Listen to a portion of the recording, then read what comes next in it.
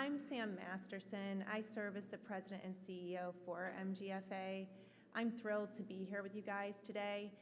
Selfishly, we are just beginning to get back in person with folks. I see a lot of familiar faces. The first program that we hosted was in May. It was our international conference in Miami. It's so nice to be back together with some of you and also to see some new faces and new friends. So thank you for being here with us today at our scientific session. I do want to thank the team at AANEM for inviting us to be part of their larger conference, which is just amazing. It's just so impressive. And it really is an honor to be here, so I do want to thank that team very, very much. The role of the patient advocacy organization is really a special one, I selfishly think. In a lot of ways, patient advocacy organizations serve as a connector. In a lot of meaningful ways, we serve as a connector. We focus, our approach is three-pronged. We focus on advocacy, education, and research. But we pride ourselves on being a convener, on bringing people together. That would be both the clinical and research communities, bringing the patients together with clinicians and good health care. We work with industry partners. It's important to be having the right conversations with the right people to have the right results. And I know that you all believe that too, and that's why we're here together today. We also pride ourselves on being a thought leader. We think that's very important to serve that role in this space. And lastly, we think of ourselves as an educator-in-chief. So we do a lot in way of patient and community services, and we do so much in way of education. And this scientific session is a great example of that, of how we create forums to bring people together, to really share great information and to learn from one another. And of course, connectivity. That's a huge piece of what we do. I know it's so important to all of us. It's so deeply important. We have such a common purpose. It's so important, the time to diagnosis, good treatments that relieve the burden of the disease on patients, and certainly quality of life. So we have that common purpose, and it's so important that we all come together like this and work together. After all ships do rise together. So to get here today takes a lot of time and a lot of planning, and I do want to thank our steering committee. So I'm going to ask the members of the steering committee just to stand, because I really think it's an important thing to show gratitude, and they really have given a tremendous amount of time. So Dr. Shruti Raja, Dr. Ali Habib, Dr. Diana Castro, thank you to each of you. And now I also would like to thank our lead staff person for the scientific session, and that is Dova Levin, and a name that I know a lot of you are familiar with. Dova plans all of MGFA's conferences, and she does it with such a level of professionalism, and all of our conferences are just such a wonderful representation of what MGFA stands for, so thank you to Dova very much. And then I do want to take a moment to just quickly acknowledge our staff that is here, because like I said, we are just starting to get out and to meet people for the first time. So we also have Wendy Huff here, and she's our Vice President of Programs and Clinical Care. And then we have Michael Antonellis, he's in the back. He's our Vice President of Marketing and Communications. And so it's the four of us here today. So thanks, guys. I really appreciate your support and your leadership in being here today. Okay, the last thing I just want to remind you guys of, and actually it's more of an invitation than a reminder, is that we are going to be hosting a luncheon at 12:30 in the Ravello courtyard. It's for our partners in MG Care, but we definitely want to invite anybody who may be interested in becoming a partner in MG Care. So we'll be at 12:30, we'll be at the Ravello courtyard, and all are welcome to that luncheon. So I wish you all such a wonderful scientific session. I do want to thank all of our speakers as well who are giving their time today and sharing their knowledge. Thank you so much for being part of this session. And now I'm going to introduce, I'm going to bring up Dr. Shruti Raja. She's going to be our keynote speaker. Thank you.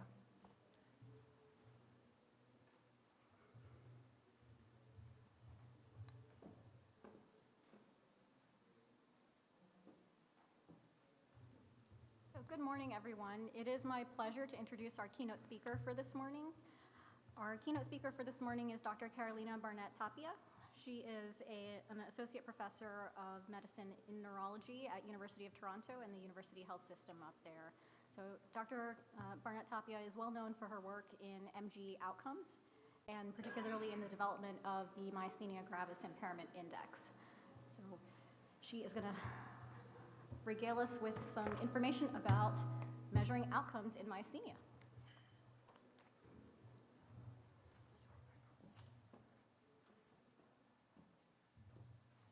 Hi, everyone, and thank you to the steering committee. How do I change my slides here? Does someone know?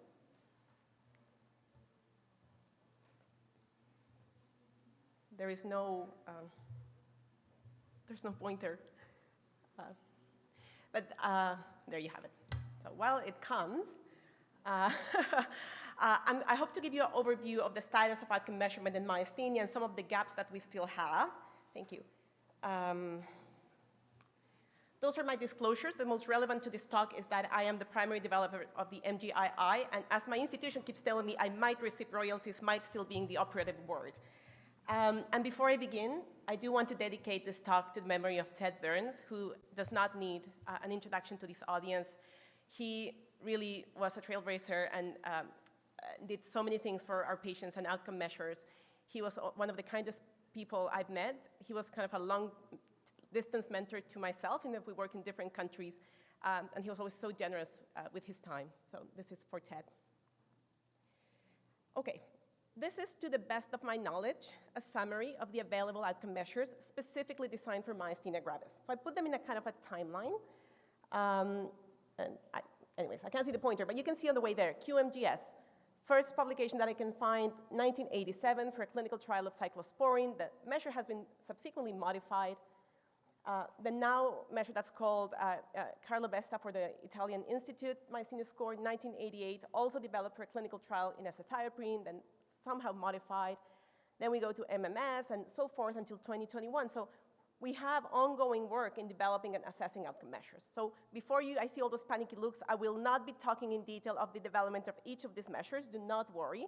This is just to show you a couple of things. So first, when you have almost 10 measures to assess symptoms, clearly what we're trying to measure is not easy. If we're straightforward to understand how patients with myasthenia were doing, we wouldn't have spent all this time and work developing these measures. The second thing is that around that time, so in the late 2000s, around 2009, 2010, we started getting standards on the development of outcome measures. So the whole measurement science has changed dramatically over the years. And the way we think now about how to develop a measure has changed. The standards that regulatory agencies and COSMIN, which is an academic association that assesses standards for outcome measurement, have changed. So measures developed after this time, after 2010, will have those standards, and you'll see some different things on the development process. The other thing I would like to highlight is that outcome measure development is not a straight line. It's this never-ending circle, because outcome measures start with a concept, a draft, a second draft, then you test it, then you find that some things don't work well, then you test it again, and then it's been a few years and you look back and you're like, what was I thinking? Some things seemed like a good idea back then, the decisions you made are not working so well now. Or you have a pandemic and suddenly you need to assess patients virtually and you have not validated your outcomes for virtual assessment. So you go and modify them. So every outcome measure needs to be refined, reassessed, and revalidated, and that takes time. The other thing that has changed, and this has a lot to do with the FDA and COSMIN guidelines and the way we understand, is that patient input is crucial to developing outcome measures. In the past, if you look at older outcome measures, measures were developed from experts' opinions. So basically, experts got together and said, these are the symptoms that we see, these are the patients that my patients say are the most important. We create items, and that's the measure. But we know that patients are the best judges of their health. You cannot tell a patient what's important to them. You cannot live with them on a day-to-day basis to see what symptoms are the ones that are bothering them on their day-to-day life. Also, symptoms are subjective by nature. What we see on an exam is findings on the exam. We cannot assess symptoms. We ask about symptoms. So all that has created a change in how we develop and validate outcome measures, keeping in mind the patient's perspective. Myasthenia, to add things to this difficult thing, has an extra challenge, and is the typical fatigability, the neuromuscular junction disorder, whereby symptoms are not static. So in myasthenia gravis, you all know, symptoms change as patients use their muscles. So it's very different sometimes to see someone in the morning versus in the evening. It's different if they had their periodostigmine or not. It may be different what type of effort they're doing. So an assessment in time, if you see a patient in a clinical visit for 30 minutes, may not tell you the full picture. You may have a completely normal examination, and someone could be having disabling symptoms. So there's a disconnect between our examination and what the patients are feeling at home.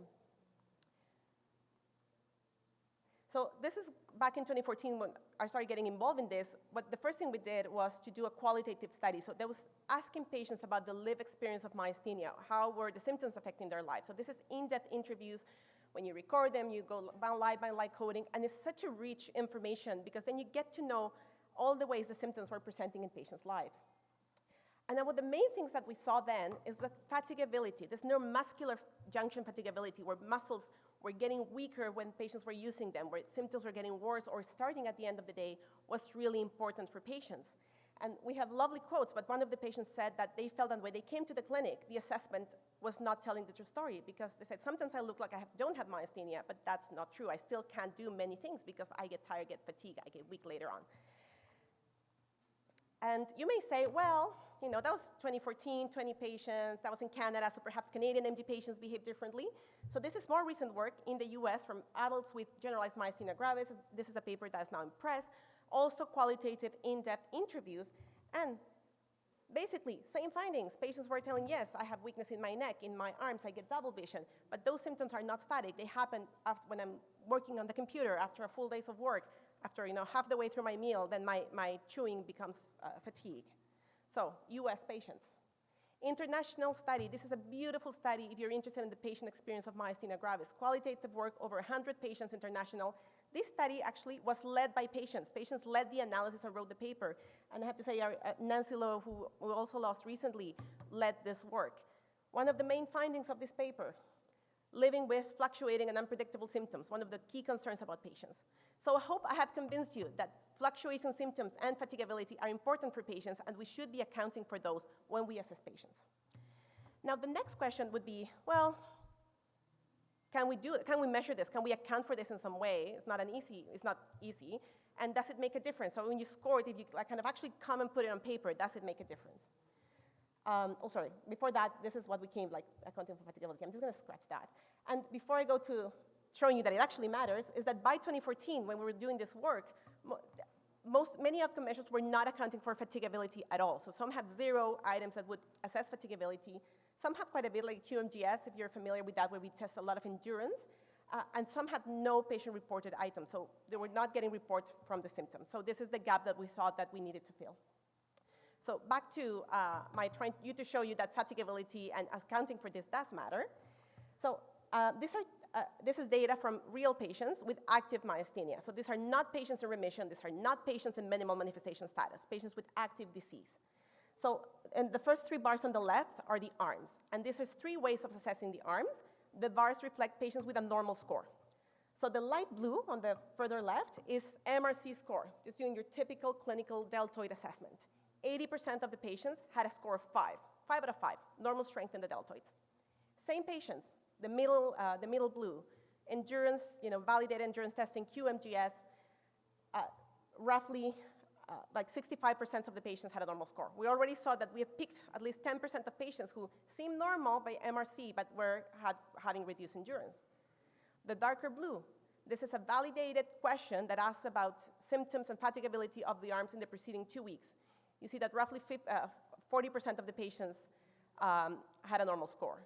So just by asking patients about their symptoms in the past 2 weeks, we found a 40% gap. So this is 40% of patients here that you would say they have normal arm strength, and that you're missing out how important is the arm weakness and symptoms that they're having. And in the middle line, you see the legs. We saw the same thing with hip flexion, and then in the neck. In the neck, interestingly, the questionnaire and the MRCs and the endurance testing were very similar. So if anything that you remember for this talk is remember that we have to ask the patients for the symptoms because we're gaining information that we may miss otherwise.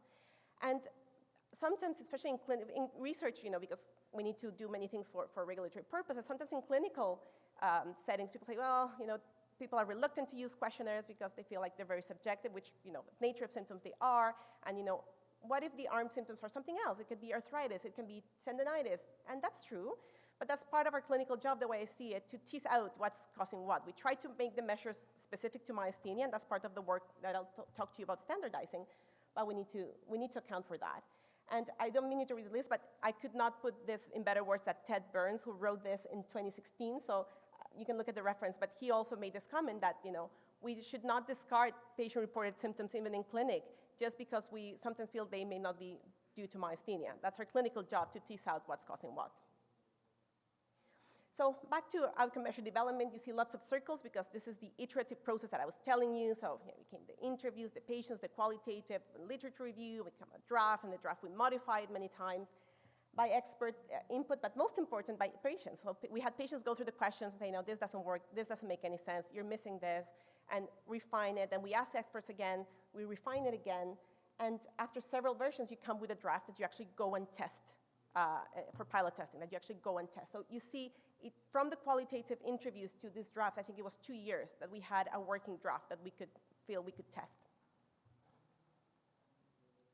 One of the things we saw when we were doing the qualitative work and the draft was fatigue. So we had an item on fatigue that patients said, this is really important. Physical fatigue is so important for me, that really reflects some of the key issues with myasthenia.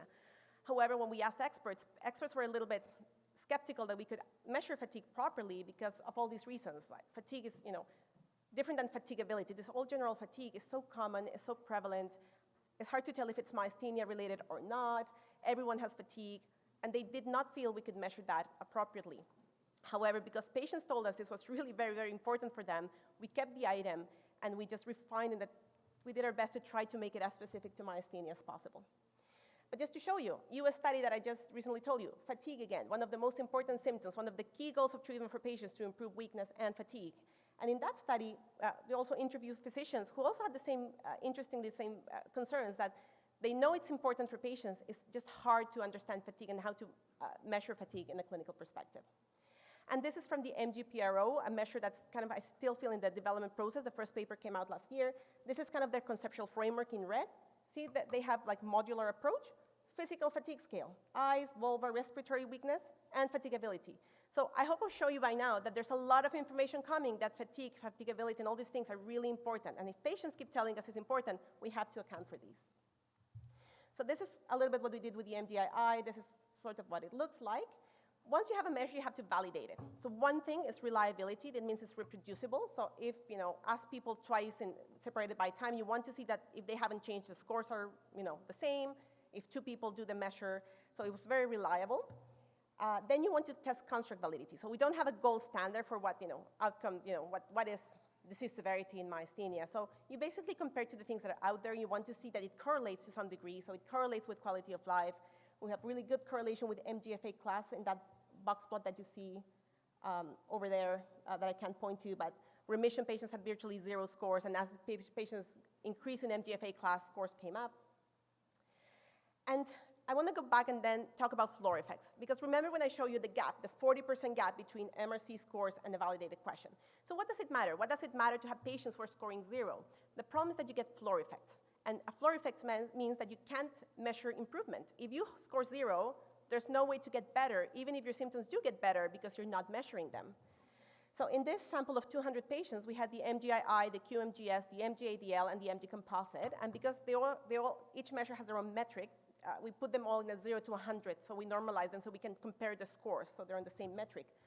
And you see them on those histograms there on the left panel. The upper one is the MGI, then QMGS, then ADL, and MG composite. You see that especially the MG composite and the MG-ADL are skewed towards the left. There's a lot of patients with scores of 0. So if you think about this sample, only 10% of the patients were actually on remission or minimal manifestation status. The majority of the patients have symptoms. However, look at the patients who scored 0 in the different measures. Low for the MGI and the QMGS, but very high for the MG-ADL and the MG composite. That is telling you that those measures are not capturing the effect, some of the symptoms in this patient. So if that patient you do a treatment, they may not improve. If you're running a clinical trial where we often have a minimum score for entrance, some of these patients would not make it into a clinical trial, and perhaps these patients still have symptoms that could improve. So this is why improving and reducing floor effects becomes really important. So the next step, thinking about trials, is to assess change. We want the measure to be able to detect change when it has happened. That is called responsiveness. So in this case, we looked at patients who are receiving IVIG, plasma exchange, or prednisone. And what you want to see first is see that there's statistically significant change. So before and after, there's a significant value, which we did find. In the left box plot is controls. Those patients had a mean score change of 0, so really picking up change. And then, you can have some RCT data, and this is courtesy of Dr. Brill from the Rosanolixizumab data, showing also MGI showing statistical significant change. But that is not as important, because patients do not care if they have a positive p-value, a significant p-value. People want to feel better. So what you really want to capture is clinically meaningful change. You really want to capture change that's relevant. So in other words, if people are feeling better, are they changing accordingly? If they're feeling worse, are they changing accordingly? So we ask patients, you have to ask patients if they're feeling better, worse, or not. And that's patient impression of change, in which we saw accordingly. But then you still want to interpret things, right? Part of outcome measurement is interpretation of scores. So you want me to tell you what's the change in score that's significant. And we use different ways to come for this. For a patient, individual patient, for this measure is a change of more than equal or more 6 points. It's a little bit different for groups for calculating clinical trials, and I'm not going to talk about that now, just some methodological stuff. So you know what change is meaningful. However, there are limitations for minimal important difference. The first one is that we usually use one cut point across the broad spectrum of severity. So say MG-MDL more than 2 points or 3 points across the spectrum. That's probably not correct. We know that for many diseases. It's not the same if you're very ill to change 2 points that change 2 points if you're very mild. And you can say, oh, perhaps these scales are ordinal because they're not a true interval scale. But think about weight. If you have someone who weighs 200 kilograms, I apologize, I cannot think in pounds, 200 kilograms, and they lose 5 kilograms, that's not the same as a kid who weighs 20 kilograms and loses 5 kilograms. It's an interval level scale. A kilogram is a kilogram. It means something different. It's the same thing for outcome measures. We just don't have the data for a lot of our measures in myasthenia. 2, we often use the change for improvement as the same significant change for worsening. And we know from many other diseases that that's usually not correct. Many times, worsening MIDs are different than improvement MIDs. We don't have the data for myasthenia. So sometimes for research, we say we're going to call a patient that they had an exacerbation if they worsened by 2 points or 3 points or whatever it is for the measure. Just know that we're probably not capturing what we need to capture because we're not sure that that's the correct cut point. Is the better we have. And the truth is, with treatments, when we look at this, most patients get better. So in our data, when we tried to look for it, we had too few patients that were worse that we could not make this calculation. And 3, you can be better, but you can be quite ill. So being a little better is not, I would argue, necessarily a good long-term outcome. It's a step in the right direction, but that's not where we want our patients to go. So this is an example. I put apologies if you've seen some of these slides before, but this is a theoretical example. This is an outcome measure. You see on the y-axis, higher scores are worse, lower scores are better. That green line I put there is a hypothetical threshold of people doing well, and these are 3 hypothetical patients. Patient A improved after an intervention. They have a p-value that, you put them in a study, there's a statistically significant difference, but that patient did not change by a minimal important difference. I would say that change is not relevant. Who cares about a p-value? Second patient, they actually improve with a statistically significant difference. They also reach a minimal important difference. So that patient is clinically better in a relevant way, but they're still above that hypothetical threshold. They're still not well enough. And patient C is where I feel this should be our goal of treatment, is a patient that has a statistically significant difference, a clinically meaningful difference, but most importantly, they're now well enough. They're doing well. They're in a good outcome. They can do their lives. And I would argue this is what we would like in long-term outcomes for our patients. So this concept is called patient-acceptable symptom states, or PASS for short. It's been in the literature in rheumatology and orthopedics and other fields for years. We only just kind of adapted it to myasthenia. So we basically adapted a typical anchor question. Again, remember, patients have to tell you if they're satisfied or not to myasthenia gravis. And this is the first time we looked at this is a little bit over 100 patients with myasthenia. And you see that histogram, the yellow plot, the density plot, the yellow one is for patients who are satisfied with the status. The purple one is patients who were not satisfied with the status. And not surprisingly, patients who were satisfied had lower scores in the measures. They had fewer symptoms compared to the other patients. But you'll see there's overlap. So some patients who were satisfied with the status have higher symptoms. Some patients who were dissatisfied had lower symptoms. And that's because we think about symptoms in a vacuum, but remember, we're giving patients treatments that have side effects, that have blood work. So there's some things there that we need to tap on that's not just getting the symptoms better. But regardless, we were able to use this, again, to use an ROC to get a threshold. So we know that for our measure, more than being below, essentially 10 or below, your patients in general are in a satisfactory state with a very good positive predictive value. So in this, like, we were very confident to call those patients satisfied if you're doing this in a research setting. So you're looking at me, it's like, what do we do with this now, Carolina? Like, theoretical in practice. So this is how we can use this. For instance, looking at the larger cohort of patients, we found that, again, everyone who's satisfied has lower scores, less prednisone. We also found that women tend to be less satisfied with disease status. It should not surprise you if you follow different cohorts from Europe and the States. Women often have worse outcomes with myasthenia, something we need to look more into. We also could confirm that patients in this cohort who were in remission and minimal manifestation status were all in the satisfied category. But some patients with active symptoms were also satisfied. And that also should prompt us to rethink, do we really need to bring anyone to have no symptoms? Some patients have minimal symptoms. I would rather have those symptoms that increase their treatments. So something to keep an eye on. And we were able to calculate threshold for the outcome measures that had been used in clinical trials, such as the QMGS, the MG composite, and the MG-ADL. So this is how you could use this. This study is a thymectomy trial. Everyone knows this. I see Gil in the audience.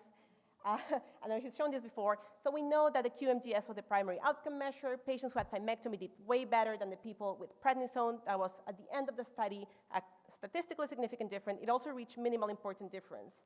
So what I've added here is our threshold for pass for the QMGS.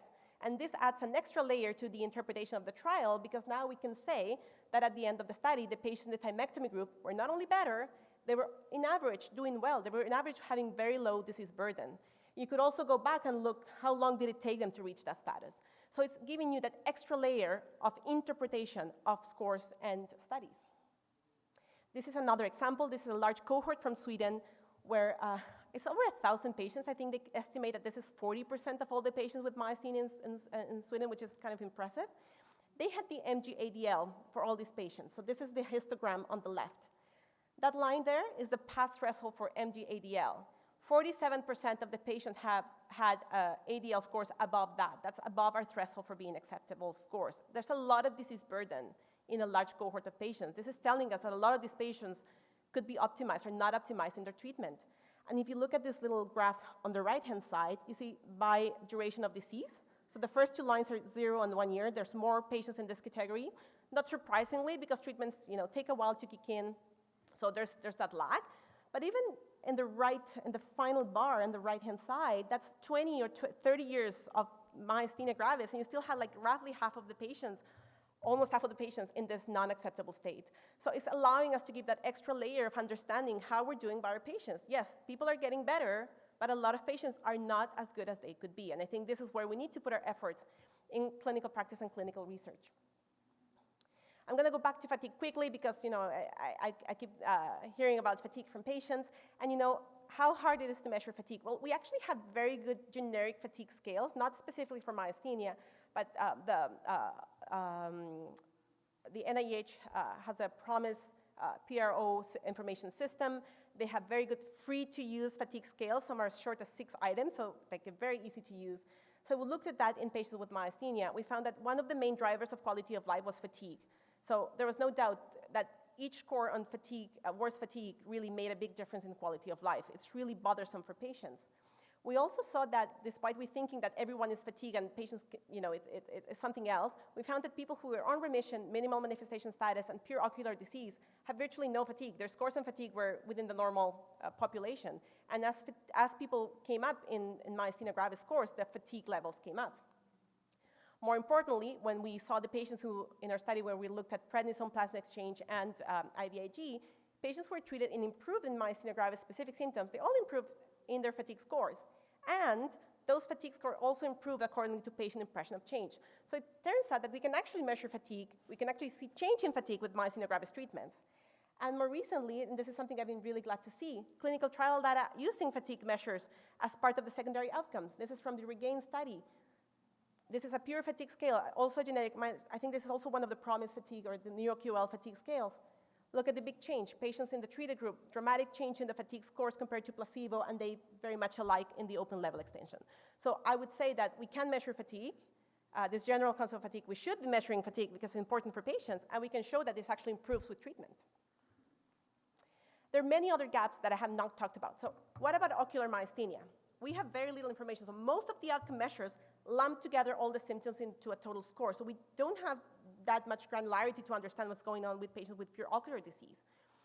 When we developed the MGII, we did have a subscore because we thought, it could be important to have an ocular component, even though, we did not think about only people with ocular myasthenia. It's in this more global context, and it actually works pretty well, even for people with pure ocular disease, although we have very little data. But this is Sui Wong. She's a neuroophthalmologist from the UK who has been working in the OMG rate, which is an outcome measure especially devoted to ocular myasthenia gravis. I think that's going to be important because pure ocular myasthenia is always often forgotten. It's hard to do trials in general. It's hard to do trials in pure ocular myasthenia. It's harder if you don't have good outcome measures to assess change. So I think that is really going to help. Virtual assessment. So we all had to pivot to assessing patients virtually with the pandemic, and most of our measures were not validated to be done by video, by telephone, or any other way. So Amanda Guidon has been doing great work on that. This is a paper on consensus just how to do a core MG focus exam by video with kind of how to standardize, and she's looking into validating some of the outcome measures because even though now we're seeing back patients in practice, we find that it's actually beneficial for many patients to not come so often to the hospital. Who wants to come to doctor's offices? Sometimes they can be seen virtually. From our group, Deepak was one of our fellows who early in the pandemic, we had to switch to phone visits, so we started using the questionnaires by phone. And we had to validate this. So basically what we found was that the performance of the virtual questionnaire part of the MGII was the same than what we've done in in-person visits in the last visits compared to other outcomes. So that we can do this over the phone and it's still a valid outcome. That's what we'll be using for our virtual visits. What do we do in clinical trials? So, in clinical trials, patients often have a number of measures for obvious reasons. But there's some lack of standardization. So some of the measures have been validated in different ways, different recall times. So sometimes we ask about 7 days, sometimes 14 days. Some measures did not have a recall time, so we don't know what patients are thinking. How do we do with patients getting 3 measures? So for instance, one of the items, the ptosis items for the QMGS, MG composite, and MGII are virtually the same. Do we do this 3 times? Can we just do it once and carry over to the outcome measures? Should we have a specific order to do this in clinical trials? So this work has been led by Jeff Guptill and Mike Benatar through the MGNet Clinical Trial Outcome Measure Working Group, and it's been a lot of work into trying to get consensus and modify. This has been working mostly on the instructions and standardizing how we apply this in trials. And there's a web page, I think this is going to come out. There was an open commentary phase. I'm sure that many here participated in that. There are other things that I have not even touched about. Things like admissions to hospital. Patients want not to come to hospital. How do we account for that? I would say if you're in an MG crisis, it doesn't matter if you improve by 2 points or 5 points in a scale. You want to be extubated and be out of the ICU. What about dose of prednisone? People hate prednisone. We all know the side effects of prednisone. How we account for that and all other side effects of treatment. So this is an example for the PROMISE MG. This is a comparative effectiveness trial that before the study talked to patients, had I think town halls to assess outcomes that were relevant for patients. Well, they found that the MGQL15 was a good outcome for patients, and it makes total sense because the quality of life measures do not only account for symptoms, but also frustration with the disease, mental health, ability to provide for your families, a more global picture. Patients wanted to see something that would reduce the risk of being admitted to hospital, and it was very important to reduce adverse effects from treatment, and we often don't think about those things.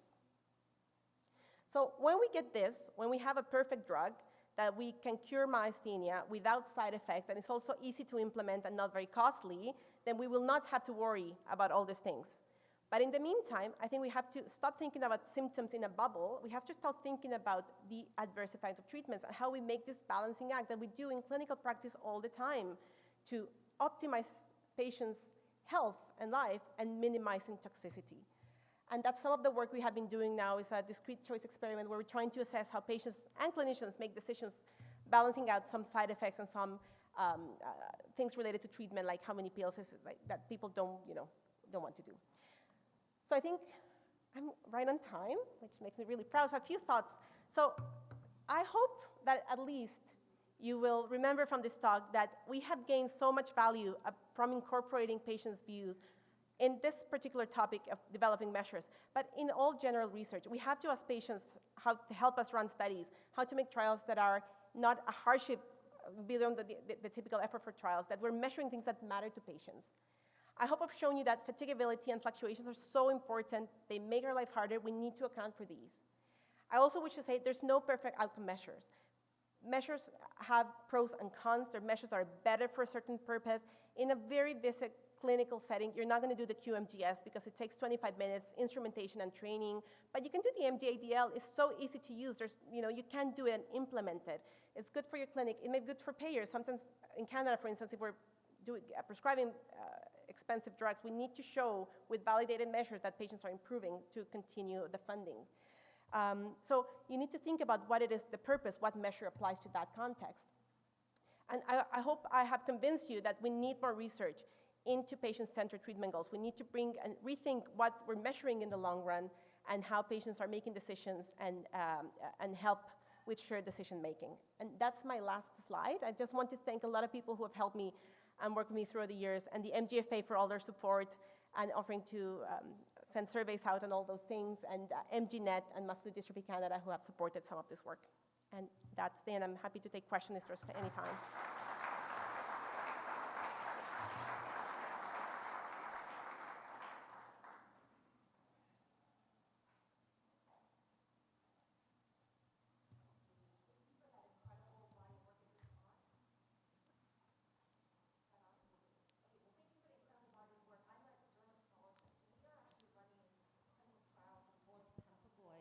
and Pemphigus, where they are also encouraging us to include patient-reported outcomes.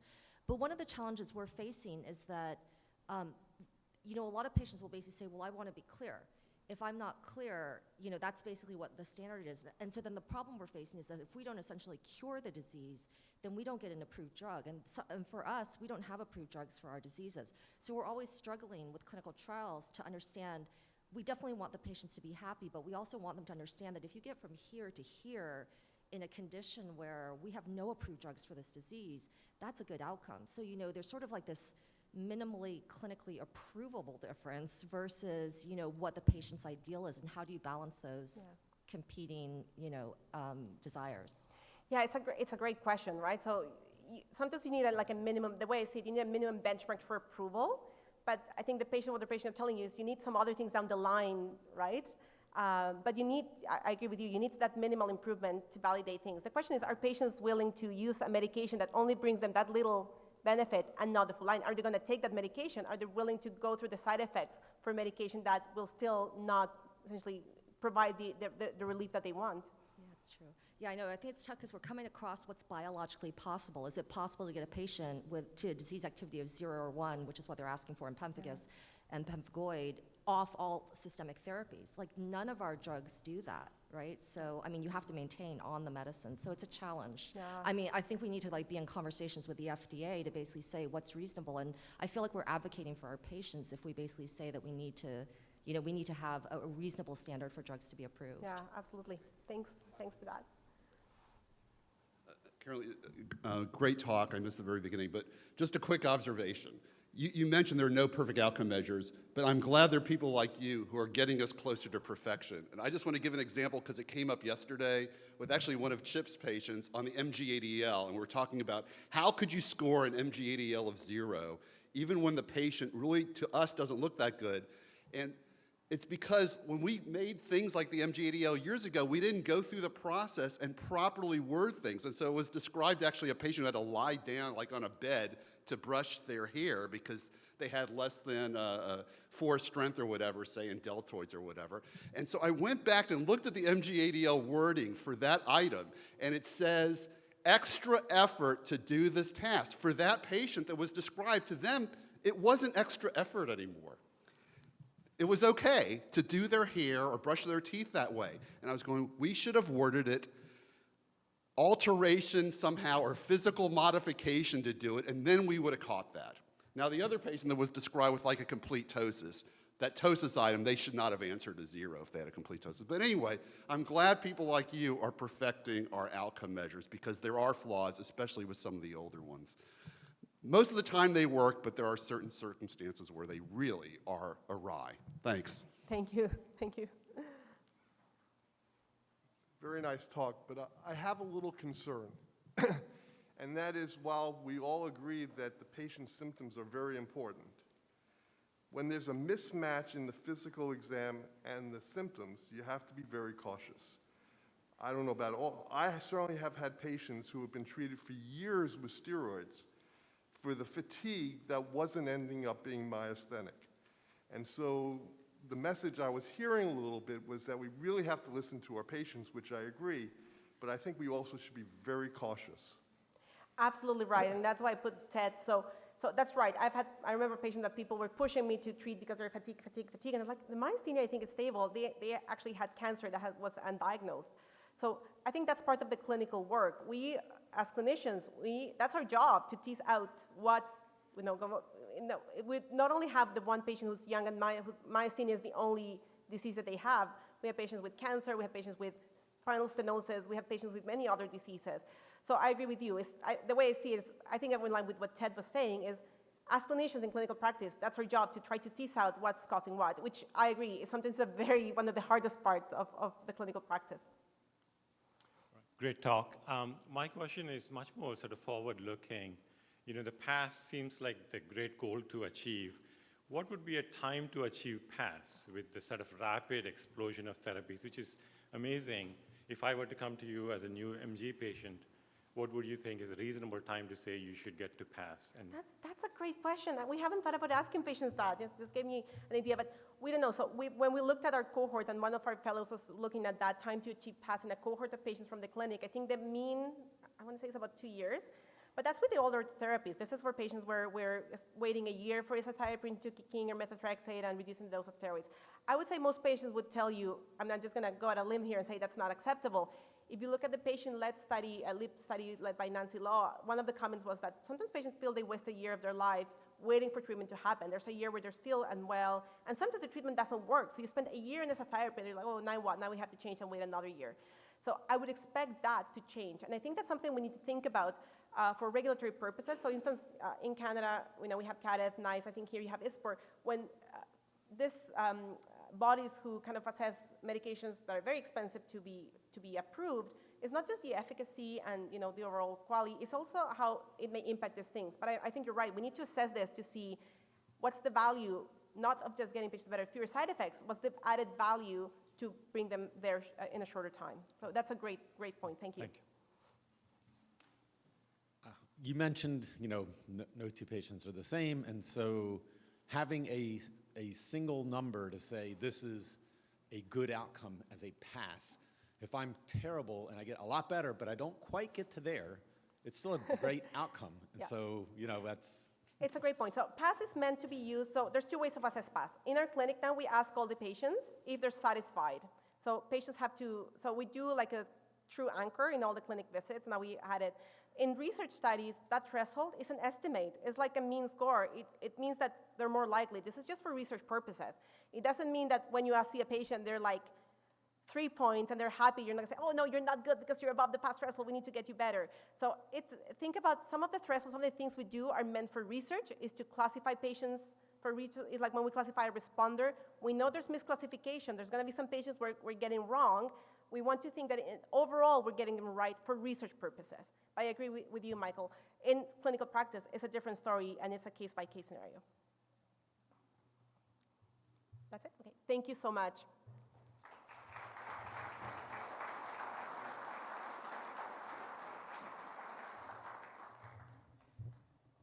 All right. Wow, that was a superb start to the sessions. May I ask Dr. Novak, Dr. Sino, Dr. Howard, and Dr. Sanchez to come up here in prep for your talks. So what we have done with the day, as you will see on the schedule, is it's in 2 parts, and there are 4 small sessions within the day. The first session is about clinical trials, which is what our speakers are here for. which will be followed by a session on basic science, which Dr. Diana Castro will moderate. Thereafter, we will have a break and then go on to the next 2 sessions on clinical trials.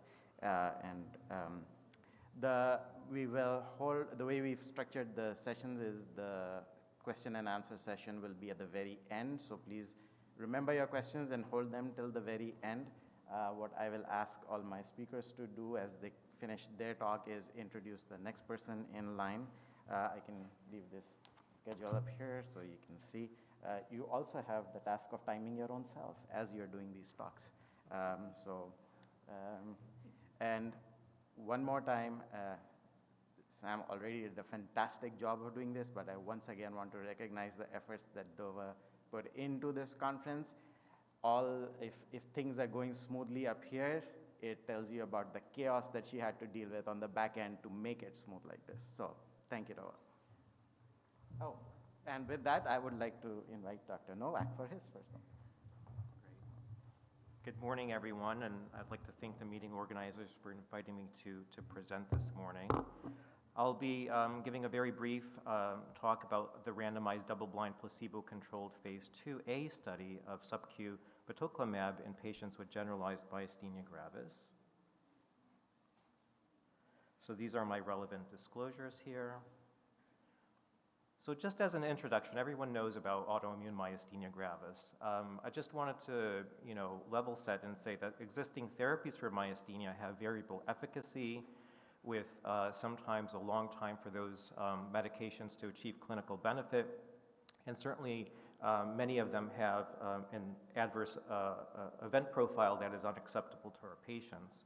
So it's important to note that FcRn-mediated immunoglobulin G recycling plays a central role in maintaining serum IgG concentrations, and as such, inhibition of FcRn is an attractive therapeutic target for our patients. So Patoklamab is a human anti-FcRn monoclonal antibody. It was observed to be well tolerated and reduce circulating IgG antibodies in healthy individuals. So this may improve MG symptoms by reducing pathogenic autoantibodies. The key features of this medication is that it is a low-volume subcutaneous formulation with low immunogenicity and low off-target effects. So the ASCEND MG study, or the phase 2A study, was designed to really evaluate preliminary efficacy and tolerability of Patoklamab in patients with antibody-positive generalized myasthenia gravis. Common inclusion criteria for this study are patients with generalized disease, MGFA class 2 to 4A, with a minimum QMG at enrollment of 12, and those with anti-AChR positive antibodies. The study was a one-to-one-to-one randomized study where there were 2 doses evaluated at 680 milligrams weekly versus 340 milligrams weekly versus placebo. Over a 6-week period of time. The key is that this study actually was closed to enrollment early due to the pandemic, so it did not really achieve the target enrollment of over 20 patients. There was an open label extension after that initial treatment period for an additional 6 weeks where all patients were enrolled in 340 milligrams on an every other week basis and a required 6-week post-treatment safety follow-up period. Primary endpoints were really safety and tolerability, and it changed from baseline in antibody levels as well as immunoglobulin levels. Some secondary endpoints included the standard pharmacokinetics and change in baseline to week 6 QMG, MG-ADL, and quality of life measures, and certainly there were exploratory endpoints for this study. I wanted to note here, these are the baseline characteristics of ASCEND MG study patients, and here we have the placebo group, and we're comparing it to the pooled treatment arm. So this includes both study doses.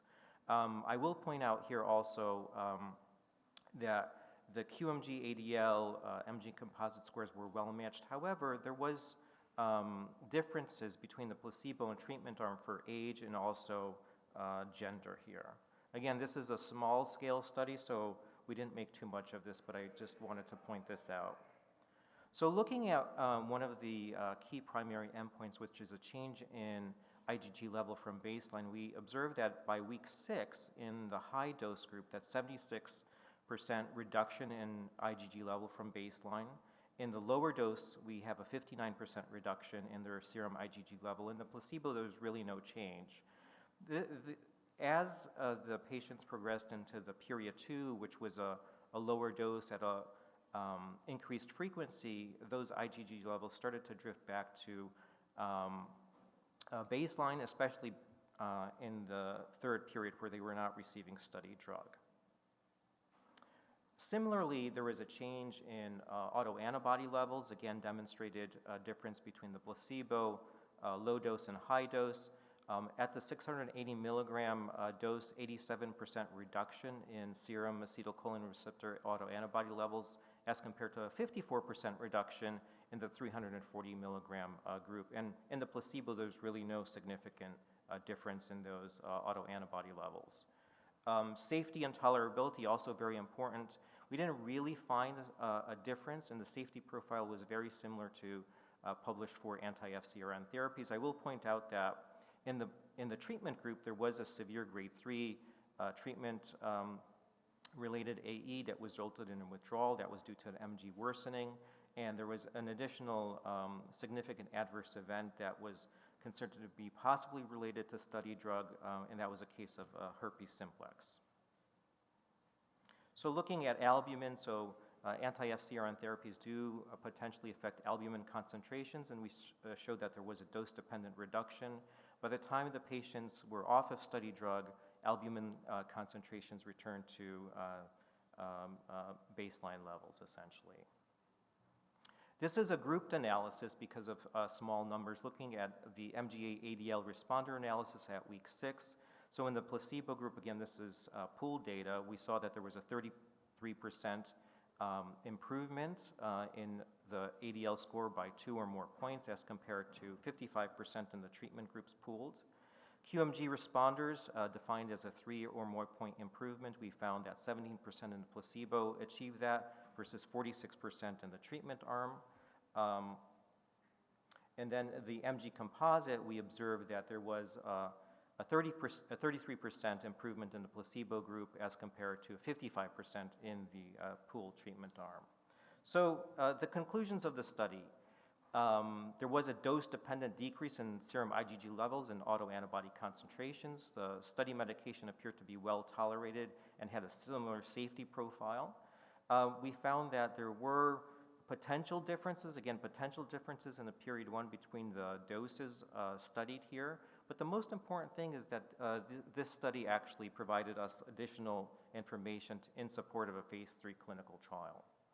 So this is the phase 3 clinical trial that is currently up and running, with the primary endpoint being the MG-ADL score change.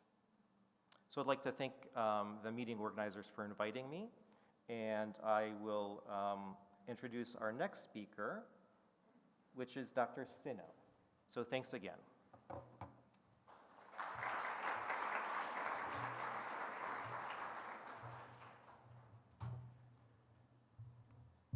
Thank you, Dr. Nowak.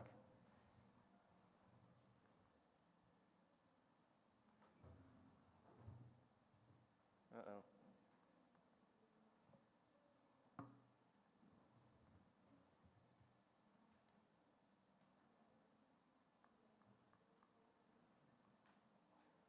Having trouble advancing.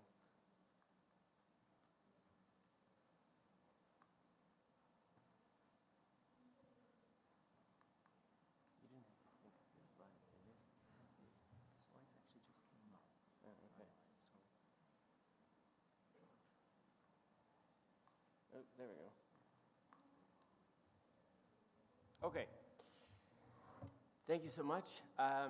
As digital solutions become more utilized to communicate both subjective and objective aspects of symptomatology, I'd like to discuss a prototype tracking app that was developed specifically for myasthenia gravis at UCB. There are disclosures. Okay, so this smartphone app was designed with input from both patients and neuromuscular experts, with the goal of collecting information from the patient participants to improve their understanding of their own disease, improve communication to their doctors in clinic, and understand the value of and whether self-reporting via this application could have an impact on care. The components of the app included the MG ADL, reporting of events which could have an impact on daily symptom fluctuation, medication tracking, and importantly, visualizations highlighting symptoms as a function of time. Additionally, there was an objective measurement of strength in the form of a timed arm raise endurance test. So the study time frame was from January to April of 2021, with 21 patients being enrolled. Inclusion criteria: the patients needed to be greater than or equal to 18 years of age, have the presence of ocular or general muscle weakness, and be on pyridostigmine. Following recruitment and an onboarding call, there was a symptom tracking period of greater than or equal to 8 weeks. The collected data was reviewed with participants to understand the potential impact on their disease management, as well as anonymously reviewed with neuromuscular experts to ascertain the utility and potential impact of the collected data. With respect to patient demographics, there was a predominance of females in the study, and most patients described their MG as moderate.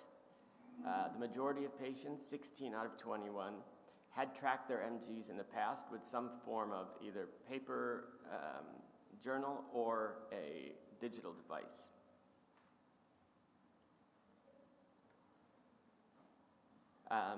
At the time of recruitment, patients were asked to report on what they thought were barriers in their engagements with their physicians, and about 67% reported that they felt their physicians didn't fully understand their symptoms and their experience.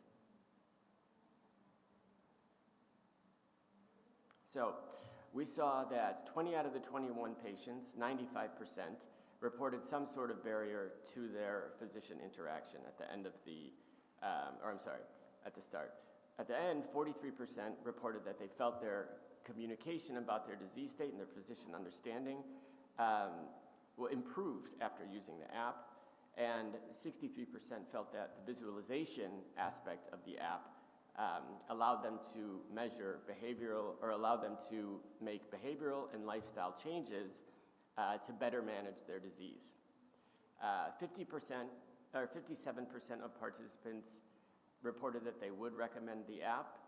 That's not the highest number, but this was an early prototype of the app, and the patients desire to use the app more frequently. So we saw that tracking the symptoms resulted in both lifestyle changes and medication adjustment. So patients reported that seeing trends in their symptoms made them more adherent to their medication and pay attention to their potential triggers more often. In a specific example, a patient understanding how their symptoms had changed over time led to a discussion with their physician together, reviewing of the trends, and this actually related in a medication adjustment. So in conclusion, further development of this app and improved objective and subject communication to their doctor around symptoms had the potential to make impactful lifestyle changes. Limitations were a small sample size and a short duration of the study, the impact of COVID on interactions, and the fact that the objective measurement only measured one area of myasthenia gravis weakness. So thank you so much, and I will introduce a relative newcomer to the MG space, Dr. Chip Howard.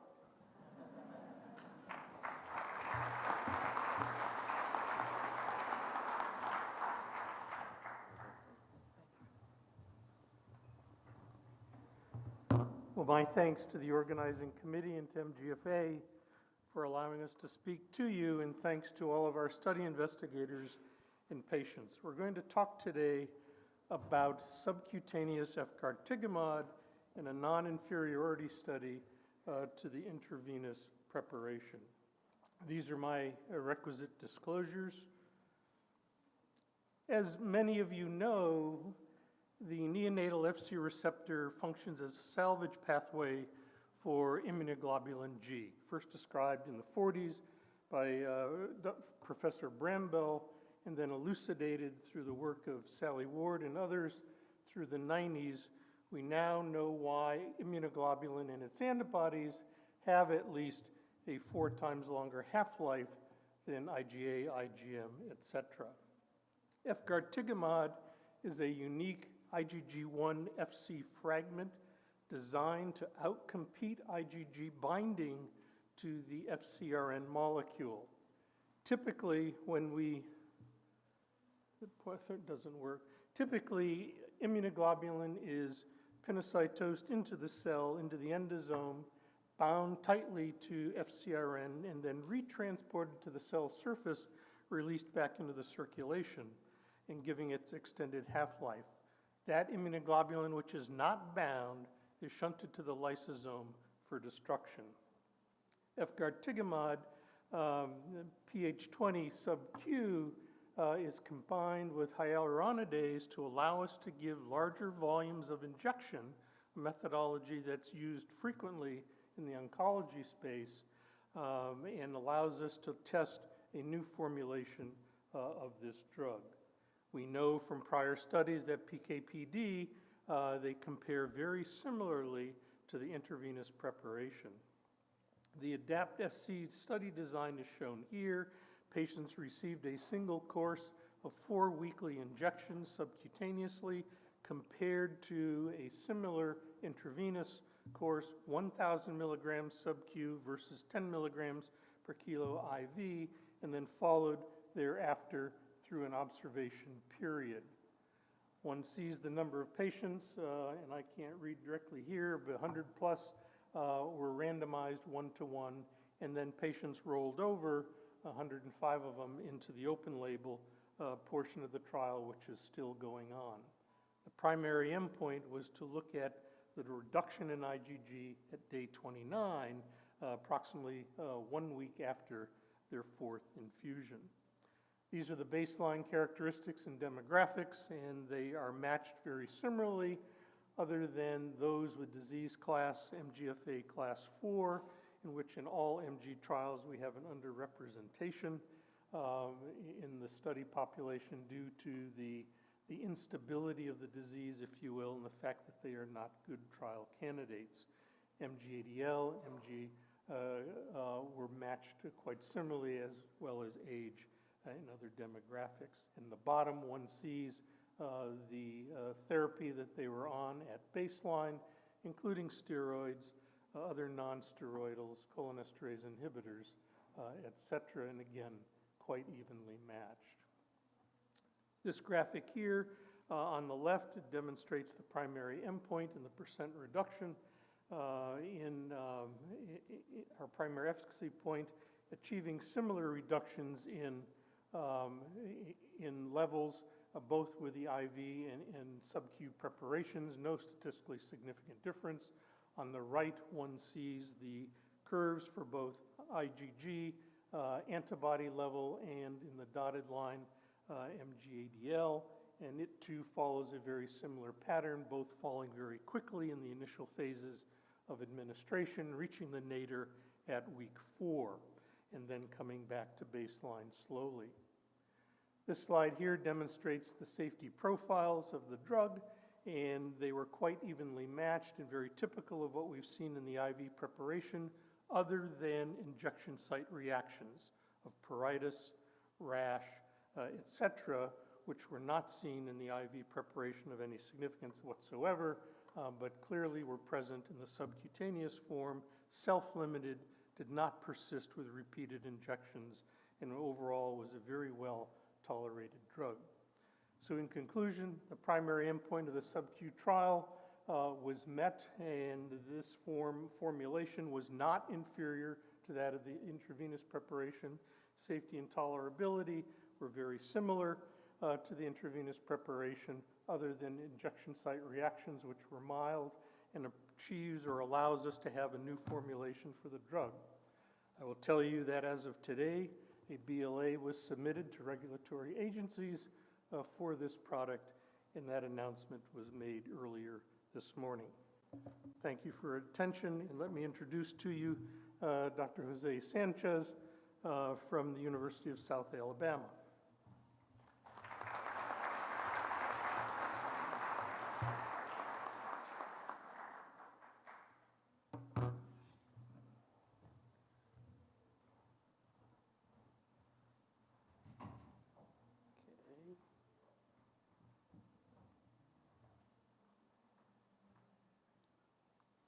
There we go. Good morning, and thank you for allowing me to participate in the lectures today. I'm going to be talking about the clinical disparities in MG and the interventional trials. This is a collaboration with Dr. Paredes, Gupto, and Dr. Howard. This is our disclosures. So it's no news to anybody that, we're looking at clinical trial disparities to see where we're doing a good job and so forth. The ultimate goal of this is to ensure that the inclusivity of all people, regardless of their sex, gender, race, ethnicity, and allow everybody to benefit from the advances in the scientific community. So we did a search at clinicaltrials.gov with the criteria of completed interventional trials in MG up to May 2021. And we had 61 trials identified. 29 of those did not include North America, including US and Canada, and 3 of them were excluded because there were extension trials and we were looking at unique populations. So we identified 29 trials. Those 29 trials, sponsors were queried for the statistics of age, sex, gender, race, ethnicity, and state of or province of enrollment. Out of those 29, 12 participated, and we took that data and analyzed it. So this is represented only the US population in the race and ethnicity. As you can see, based on the data and cohort of studies that we were able to obtain information from, the whites, blacks, and Native Americans are well represented. Asians and Hispanics are not. And it was to a surprise to us to see that blacks or African American patients were well represented, but again, keep in mind, we only had a limited participation of data from certain trials. The other thing that we wanted to look into is the geographic distribution of enrollment. And as you can see from this map, there's a significant grouping of where the enrollment is coming from. Is usually coming from the southwestern or northeastern US and southern Canada, leaving certain areas with very limited participation in our clinical trials. I do have to disclose that we were not able to get patients' actual residence, state or province, but we were only able to get the participants' enrollment site. So this is not necessarily where they live, but where they were enrolled. So our limitations to our study is that we ran into several problems trying to get information. This was either by sponsors saying the IRB wording, sponsors without predefined protocols on how to share this data to us, and multiple internal committees needed for approval, and also just plain fear of de-identifying participants. And the other and I just kind of mentioned about the enrollment. So what can we do next to get more improved diversity in our studies? And I like Dr. Barnett Tapia talk about how we're doing a lot of this virtual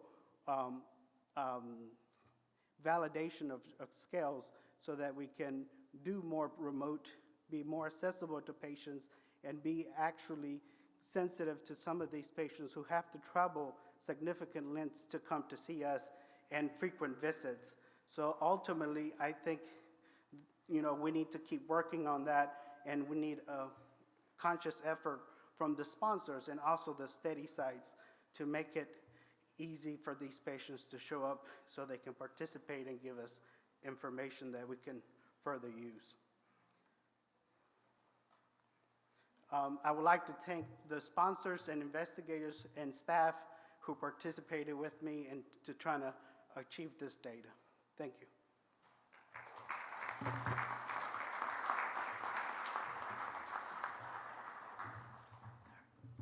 I'd just like to thank our presenters here. We're running a little short on time, behind on time. We are giving up the time that Dr. Barnett had given us. We'll take a couple of questions if there are burning questions. Otherwise, I would ask everybody to address those questions during the break to our presenters. I see no takers on the questions, going once, going twice. Dr. Lee. Yeah, I cannot make you disappointed. Thank you. Dr. Novak, the percentage of SHR antibody reduction for the drug is quite impressive with 83, 87%. But the ADOL score reduction is very modest, right?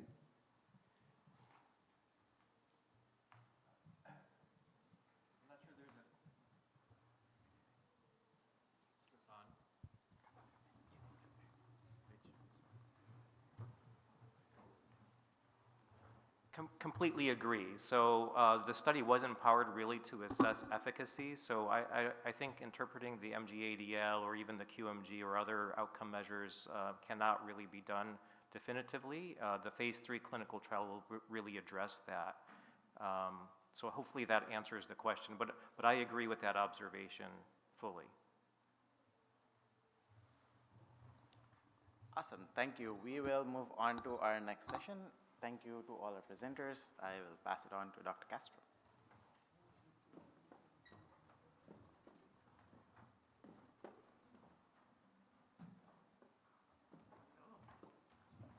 Hello, everybody. Thank you for having me here. I'm going to say that I know there is so much work to do in adult neuromuscular, but Jesus, there is so much work to do in pediatric neuromuscular. I'm suffering here. So I'm going to have the session that we're going to have is the basic science, and I'm going to invite Dr. Payne, Dr. Lee, Sikorsky, and Dr. Granite up here. We're going to start first with Dr. Payne. I'm going to wait for everybody to be here.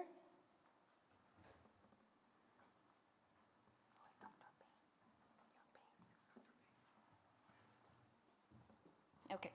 So I'm going to introduce first Dr. Payne. He's going to talk today about Musk, CART, a novel precision cellular immunotherapy for Musk myasthenia gravis.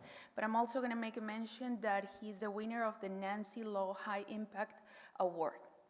So please come. Her. Thank you so much for the invitation to speak with you today. So I'm going to discuss an interesting development in the oncology field, which is chimeric antigen receptor T cells.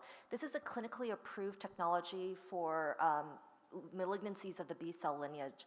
And the real key scientific development that allowed this technology to go forward is when scientists discovered that you could actually take the activation domain of a T cell receptor, pair it with the antibody, high affinity antigen targeting of an antibody by taking a single chain variable fragment and combining that with signal 2, all in the same molecule to make a chimeric antigen receptor. And when it's expressed in a patient's own T cells, this receptor can direct that T cell to kill the antigen targeted by that antibody with very high specificity, CD19 in the case of B cell malignancies. So this has now led to 6 FDA-approved technologies, 4 of which target CD19 for B-cell malignancies, and 2 of which target BCMA for multiple myeloma.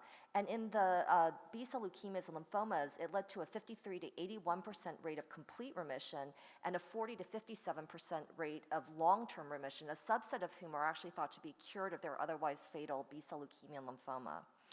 But countering this remarkable efficacy is the safety. So in the original clinical trials, 5.4% of the patients who were treated had fatal complications relating to cytokine release syndrome, which is an overwhelming immune activation syndrome relating to the massive killing of the B-cell leukemias and lymphomas, as well as other toxicities due to neurotoxicity and in some cases infections. So regardless, the remarkable clinical efficacy and the cures that were observed of cancer with this therapy led people to ask, can we redeploy CAR T cells for autoimmune disease cure? And just this week, there was a lot of press around Jorg Schett, who had treated a series of patients with anti-CD19 CAR T cells, and it led to remissions of systemic lupus erythematosus. So this was the index patient. She was a young woman who was suffering from severe complications from her lupus, including nephritis and other conditions. She had previously failed multiple therapies, including rituximab, belimumab, cyclophosphamide, et cetera. And what they did was went ahead and treated her with Cytoxan and fludarabine preconditioning, followed by a low dose of chimeric antigen receptor T cells. And within 44 days, her anti-double-stranded antibody level fell to 0, which you can see in the middle graph there. And her SLEDAI score also fell to 0 by day 44. She remains in remission months later. And this was just followed up with a case series of 5 total patients now that have been treated with anti-CD19 CAR T cells, all achieve complete remission off therapy, a really remarkable discovery. So yes, so 5 reported, all 5 in remission. There was a grade 1 cytokine release syndrome in 3 out of 5 patients. No infections were reported. And we'll hear in just a moment about an RNA electroporated BCMA CAR T cell in evaluation for MG.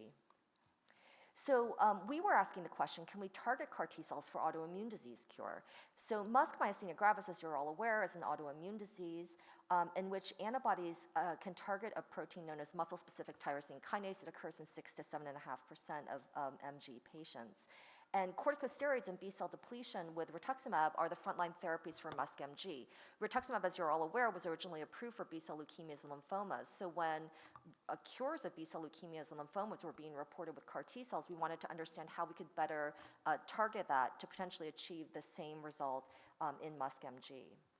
So when we think about a chimeric antigen receptor T cell, it uses an anti-CD19 antibody to target CD19, which is expressed by both leukemic cells as well as healthy B cells.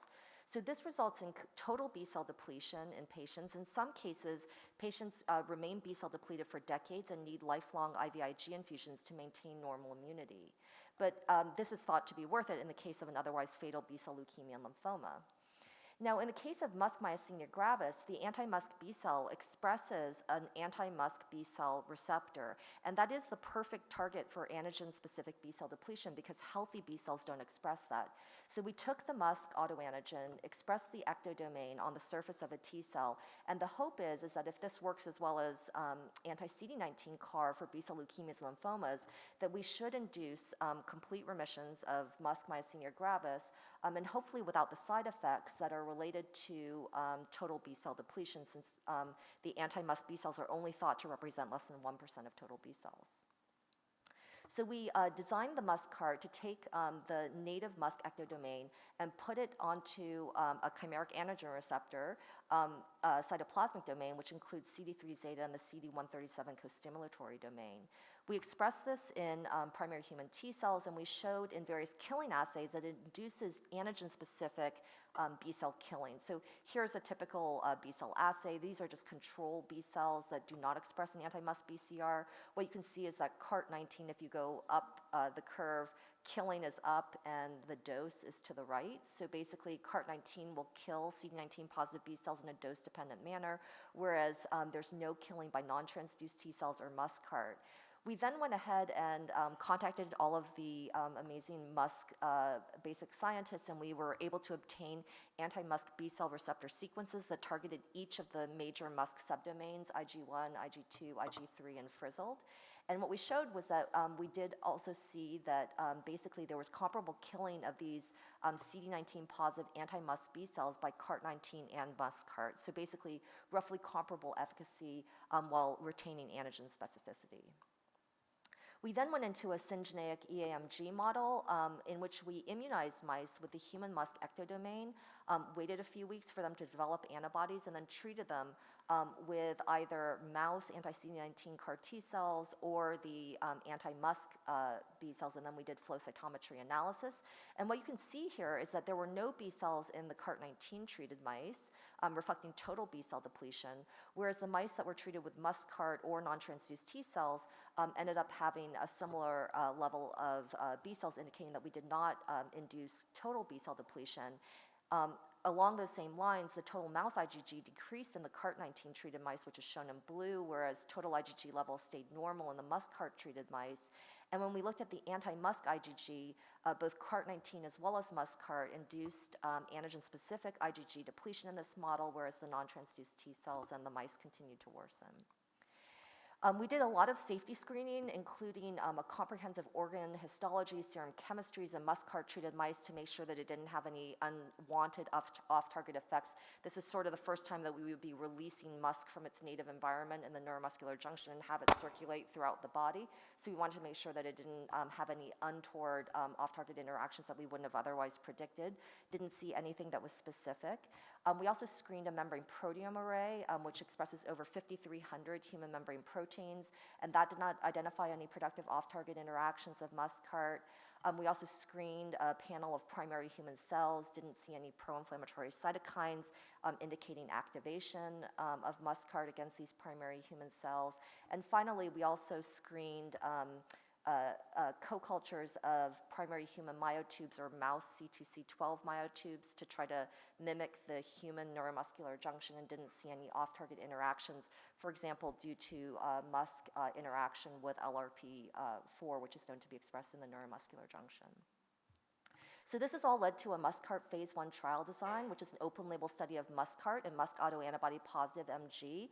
Patients must have active disease and be anti-Musk antibody positive. They shouldn't be on high-dose prednisone or have other autoimmune disorders requiring immunosuppressive therapies, because our plan is to actually reduce or stop all of those immunosuppressive therapies. And so how this works is the patients come in, we leukapheresis to collect white blood cells, we transduce their T cells lentivirally with a Musk CAR, expand them ex vivo, and then infuse them back in. Just before infusion, we'll taper their steroids to a low level and stop any adjunctive immunosuppressives such as azathioprine, if relevant, cold turkey.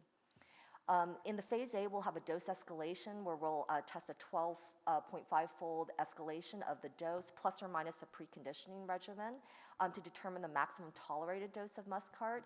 And then in phase B, we'll have an expansion cohort to basically continue and treat more patients at the selected dose.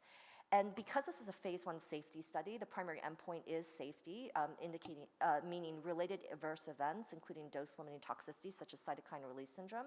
And secondary endpoints will include manufacturing success rate, Musk CART persistence, change in anti-Musk antibody titers. We'll also be looking at exploratory endpoints, including quality of life skills, and we'll think a lot more about the patient-reported outcomes. So for those of you caught, I'm actually a little bit of an interloper here. I'm actually a dermatologist. And so for those of you who are wondering why a dermatologist is here, the disease that I specialize in is Pemphigus vulgaris. It's an autoantibody-mediated blistering disease that's very similar to Musk MG. So in this disease, antibodies against desmoglein 3, which is an adhesion protein in the skin, are targeted, and it leads to potentially fatal blistering of the skin and mucous membranes. The anti-desmoglein 3 antibodies are 98 to 100% sensitive and specific for diagnosis, and we know that they're necessary and sufficient for blister formation. They're also IgG4 predominant, like in Musk.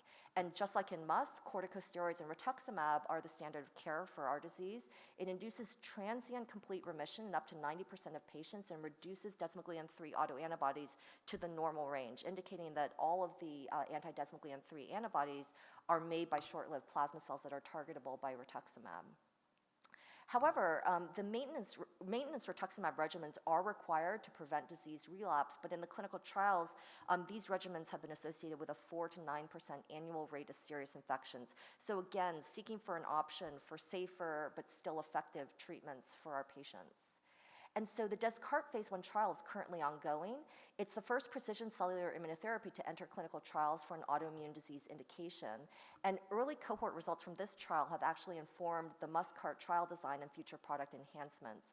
What we've shown is that desmoglein CAR-T is well tolerated, exhibits dose-dependent persistence through day 29. These are the first 15 patients that have been reported in the trial. The red area is the area of persistence that's observed in leukemia and lymphoma patients that have achieved complete remission. So we're just starting to enter the range where clinical responses have been observed in leukemias and lymphomas. So what this data has shown is that lymphodepletion is not required for desmoglein 3 CAR-T persistence through day 29, and soluble autoantibody does not cause cytokine release syndrome or prevent persistence of desmoglein 3 CAR-T. We see transient clinical improvements in some patients, but so far no clear pattern of effect on the anti-desmoglein antibodies. Nevertheless, the favorable safety profile has allowed our study to continue to evaluate additional strategies aimed at improving the Cmax, or area under the curve, including a combination regimen with IVIG and Cytoxan as pretreatment prior to infusion. And we'll also be performing mechanistic studies to investigate the cellular profiles of desmoglein CAR-T, as well as Musk CAR-T once it goes into trials. So in closing, CAR T cells are aimed to durably eliminate antigen-specific B cells while sparing normal B cells. We hope that this leads to a safe and lasting remission of B cell-mediated autoimmune diseases. CAR-T therapies are being advanced for mucosal pemphigus vulgaris, Myasthenia gravis, and PLA2R membranous nephropathy. And the preclinical studies indicate antigen-specific B-cell depletion without off-target cytotoxicity. These all contributed to an investigational new drug application for Musk CAR-T, which was cleared this year. Fast Track designation was granted by the FDA. And we're preparing to enter clinical trials hopefully later this year with the help of many of you in this audience, and I do appreciate that. By the way, unfortunately, due to COVID, I have not had the opportunity to meet many of you at the various site evaluation and initiation visits, so please, please, please come up. I would love to meet you and speak with you more about it. And so I really did have to thank the village that it took to get Musk CAR-T to clinical trials, including, I would like to point out in the middle, our MG collaborators who've helped us with both the preclinical and the clinical development of the study, as well as my colleagues at Cabaletta Bio, which is the biotechnology company I founded to help bring it forward to clinical trials. Thanks again for the invitation.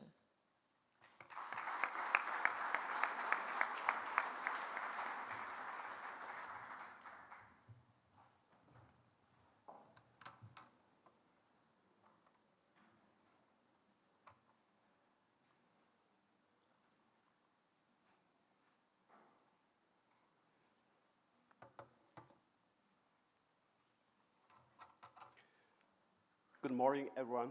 My topic today is for CD4 T-cell immune signatures in autoimmune myasthenia gravis. So as you know, myasthenia gravis is a T-cell dependent, B-cell mediated autoimmune disease caused by autoantibodies against a acetylcholine receptor.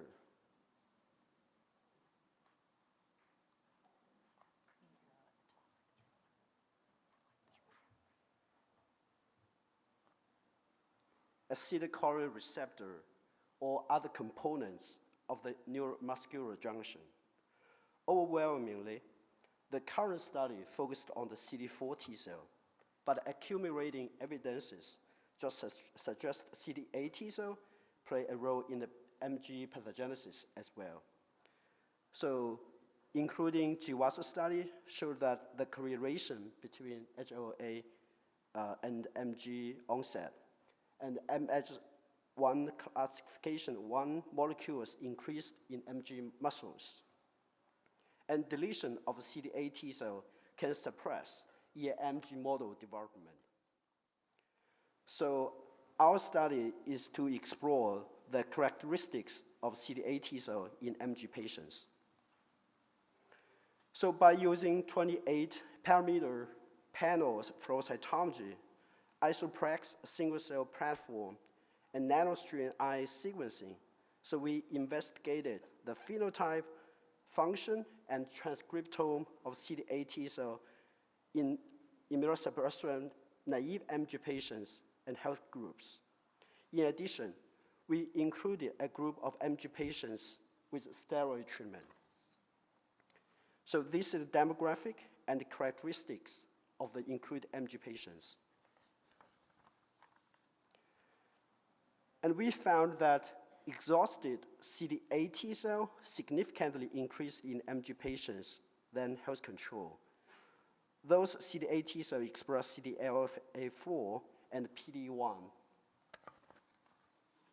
And further, in the unbiased analysis, which is flow-zone analysis with self-organizing maps, so we found that CD8 T cell from the population 0, 1, and population 3. Population 0 and population 1 represent exhausted CD8 T cell.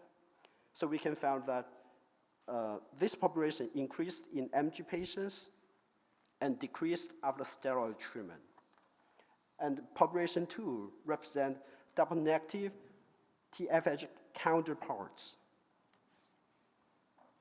So when analyzing CD8 T cell function, we found that the polyfunctional CD8 T cell increased in MG patients, but decreased after steroid treatment.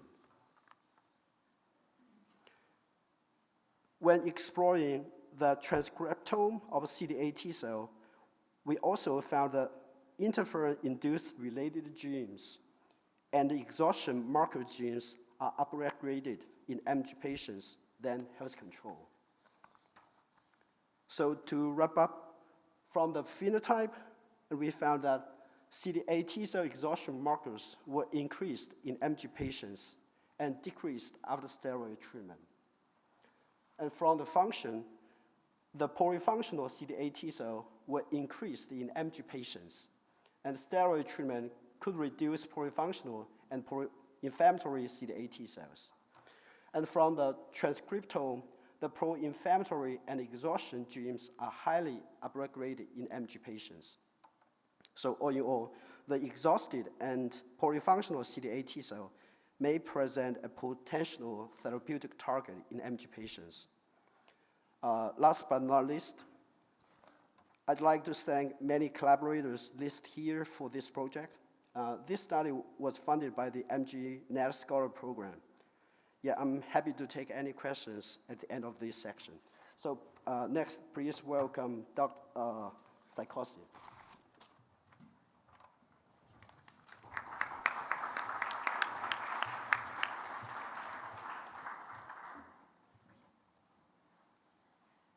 Okay, I'd first like to thank the organizers for the opportunity to present my work today.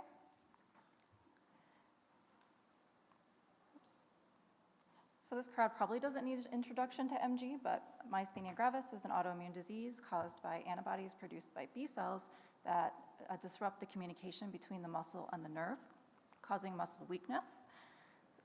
Majority of patients have antibodies against acetylcholine receptor, and 5 to 8% have antibodies against Musk.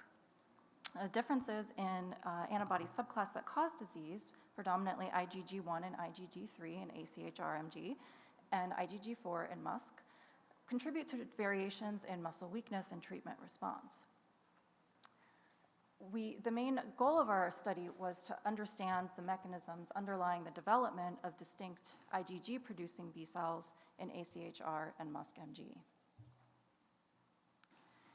So B cells produce different types of antibodies in a process called class switch recombination. And TBET is a transcription factor that is known to drive class switching to IgG1 and IgG2. TBET is expressed on a subset of B cells that have high CD11C expression. And these cells are associated with antiviral immunity and vaccination in healthy individuals, but they're also significantly expanded in several autoimmune diseases. A recent study showed that individuals deficient in TBET have a skewed class switching towards IgG4. So we hypothesized that levels of CD11C B cells and TBET expression influence the development of distinct IgG-producing B cells in AChR and Musk-MG. So to test our hypothesis, we first analyzed the phenotype of these B cells using flow cytometry, and we compared the frequencies of CD11C positive B cells and their expression of TBET in controls in MG subjects, which were not on immunosuppressive therapies. And what we observed was that there was an increased frequency of CD11C positive B cells in AChR-MG compared to controls in Musk, and also that these cells had significant expression of TBET in the AChR-MG compared to controls. But the Musk patients had pretty low expression of TBET, suggesting there could be a distinct subset of B cells. So we really wanted to investigate this a little further, so we performed gene expression analysis on CD11C positive and CD11C negative B cells and compared the expression of about 800 immune-related genes in controls and also in MG patients, 4 subjects per group. And we first took a more global approach, wanted to understand maybe what the biological properties of these cells were. So we performed a pathway analysis, which is represented in this heat map here, where genes associated with specific pathways were grouped, and then the overall expression was then scored. And on the left side of this heat map, you can see the CD11C positive B cells have a pretty similar gene expression profile for all subject groups, but they're actually quite distinct if we compare them to the CD11C negative population, which is shown on the right of the heat map. So what this heat map shows is there are actually a lot of yellow on the CD11C positive B cells, which suggests there are a lot of genes that are upregulated in these cells, and they are pretty much associated with several immune signaling pathways related to T cell differentiation, inflammatory signaling, as well as innate immune signaling. And this really shows us that these cells are quite active, and they have several immune functions, which might include also producing antibodies. So on the bottom heat map is a selective analysis of genes associated with antibody-secreting cell differentiation. And this profile is consistent of a cell that is going to differentiate into an antibody-secreting cell. So then we wanted to investigate additional gene expression differences, specifically in the CD11C positive B cells between our subject groups. So in the first volcano plot, we actually don't see any genes that were significantly different between acetylcholine receptor positive patients and controls. But if we look at the next 2 volcano plots, if we compared the CD11C positive cells from the Musk patients compared to the controls, there are about 100 genes that were downregulated compared to the controls in AChR. And the Venn diagram shows that most of them are overlapping. In the heat map, we can see in the first line there that the gene encoding TBET was significantly downregulated in Musk, but there were also other genes that were encoding pro-inflammatory factors that are involved in IgG1 class switch that were also significantly downregulated. And these genes were also within the Th1 signaling pathway, like TBET, as well as NF-kappa B signaling. So for our working model, we'd like to really propose that these CD11C positive B cells function as regulators of the humoral immune response. So the characterization that I showed you show that these cells are actually active immune cells with increased immune signaling compared to other B cells.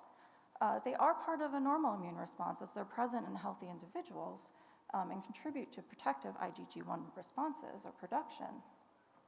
The expansion of these cells in AChR MG contribute to disease likely by producing overall IgG1, but also IgG1 and AChR positive B cells.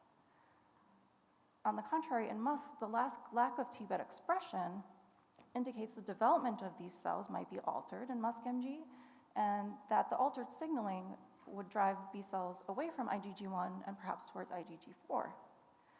So taken together, these data show that we've identified fundamental differences in immune signaling associated with IgG production in the CD11C positive B cell population in AChR, MG, and Musk, which may be exploited for therapeutic benefit in the future. So with that, I'd like to thank my wonderful mentors, Linda Kushner and Henry Kaminsky, as well as the funding for this research. Thank you. So next we have Dr. Granite.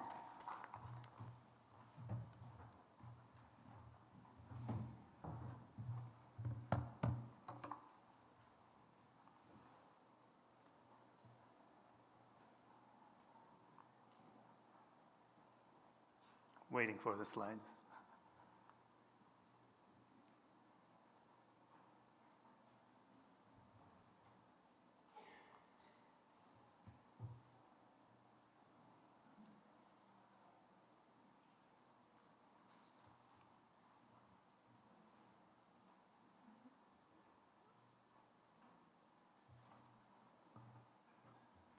Well, while waiting for the slides, let me start talking. So I know I'm the last one between coffee and you, so I don't want to slow you down. So I will talk to you about a little bit about more CAR T cells this morning, and this is going to be partially the repeat of what we have shown in the International Myasthenia Gravis meeting. And I think, Dr. Payne, I had introduced the CAR Ts for you then, and you're introduced for me today, so thank you. I'll show you a little bit more data that we have obtained, hopefully.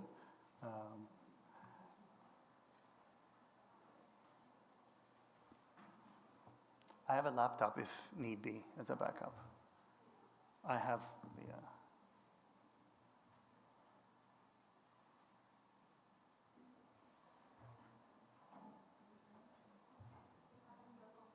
I think so.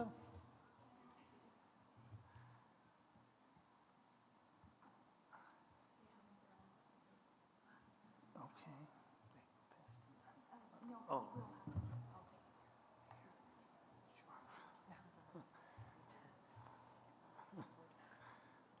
That was my cheat sheet. Oh my gosh.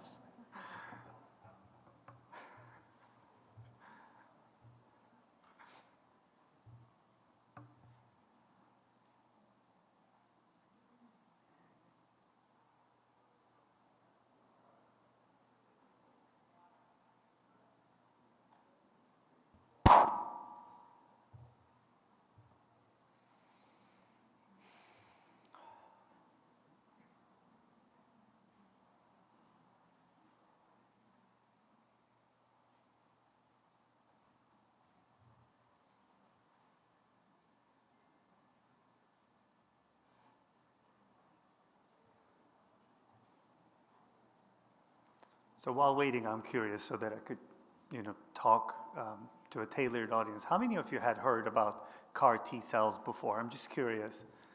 Okay, wow, that changed over time, yeah. In the non-cancer field, I think. Okay, great. And will this work?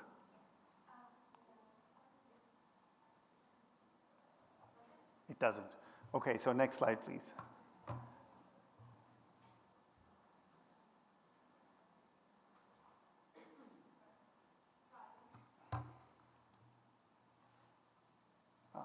Okay, so one disclosure here that is relevant is that while I represent University of Miami and all this work has been done at University of Miami on my end, I am now an employee of Biohaven and faculty at University of Miami, but Biohaven has no relationship into this.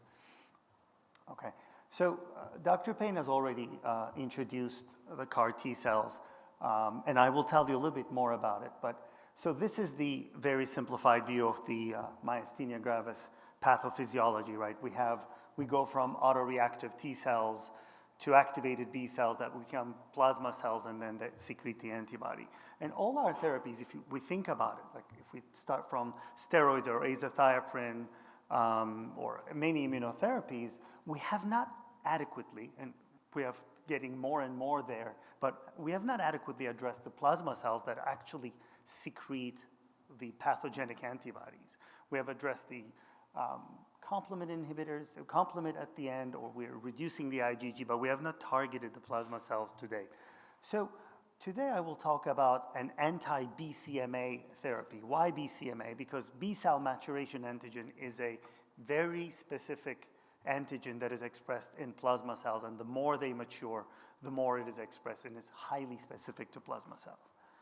So to date, for instance, we think about rituximab, CD20 antibodies, it's not adequately expressed in the plasma cells that are pathogenic. We should have probably put CD19 in this slide, which is to a degree expressed in plasma cells, but not in the very mature ones, and it's not specific to plasma cells. So targeting, therefore, the B-cell maturation antigen for myasthenia gravis therapy is a really good rationale. So how to target it? Well, if we borrow the data from the cancer world, we have learned that CAR T cells are probably most potent ways of targeting BCMA cells. Again, to briefly reiterate, CAR, so chimeric antigen receptors, is a way of taking a T cell, introducing a target antigen through this multi-phase, basically, receptor into it, and making it able to react to a desired antigen being independent from MHC. So T cells become much more reactive to whatever we wanted them to be reactive to. But what's the problem with the CAR T therapies? So what happens is we take a T cell, introduce a DNA of interest, so that the T cells, when they see the target, they start expanding, so multiplying, and secreting cytokines to destroy the target cell, whatever that might be. As long as we have target, the T cells expand, logarithmically expand, and eventually, if depending on the target, that can result in marked cytotoxicity and clinical toxicity, as Dr. Payne mentioned. So this is an acceptable bargain in the field of cancer, especially when used in people with treatment-resistant cancers. So the typical reactions that happens in CAR T therapies are the two: cytokine release syndrome, which starts with mild fevers, but that goes to hypotension, hypoxia, and even to death, and to neurotoxicity. So the two recently approved anti-BCMA therapies in the bottom had CRS in any grade, like in almost everybody, basically. Neurotoxicity, 1 in 4 people, although the severe ones, as you see, are in 5 to 10% range. Again, this is probably acceptable for a highly resistant cancer therapy, but not so much for myasthenia gravis. So how do we counter this? How do we address this problem while still using the benefits of CAR T therapy? So one ingenious way that my colleague, Dr. Kurtolda, came up with is, instead of using a DNA, let's use RNA to program the T cells. When the RNA expression, RNA decays, the T cell becomes a naive T cell again. So this way, it allows us to control the dose, the duration, and intensity of the treatment. So there's no self-propagating reaction from the T cells. So using this logic, we said, okay, this was initially being tried in multiple myeloma. We said, wait a minute, this is a perfect target for myasthenia gravis. Can we do this? So we designed for a study where we started dose searching. This was first in non-cancer patients. So we did a 2-part study, phase 1b, 2a. In part 1, basically, we took 3 patients. We gave them increasing doses of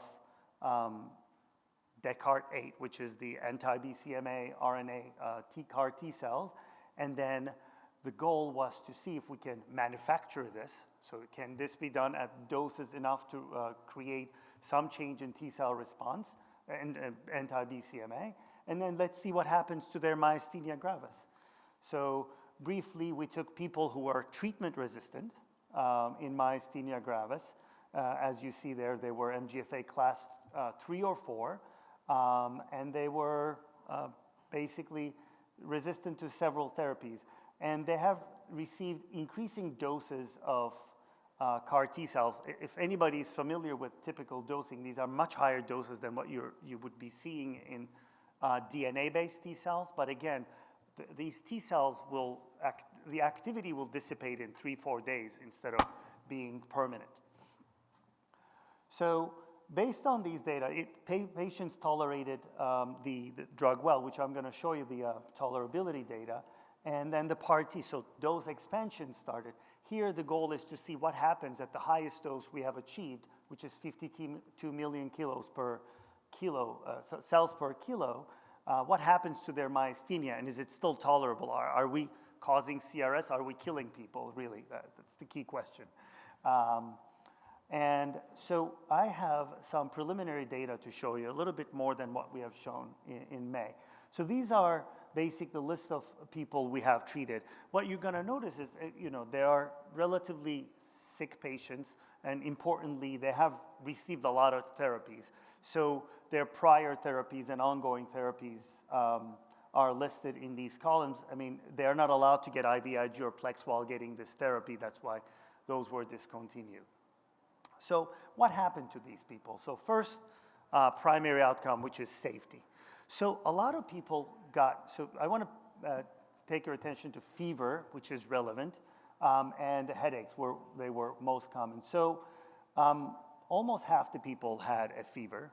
This fever was universally less than 24 hours.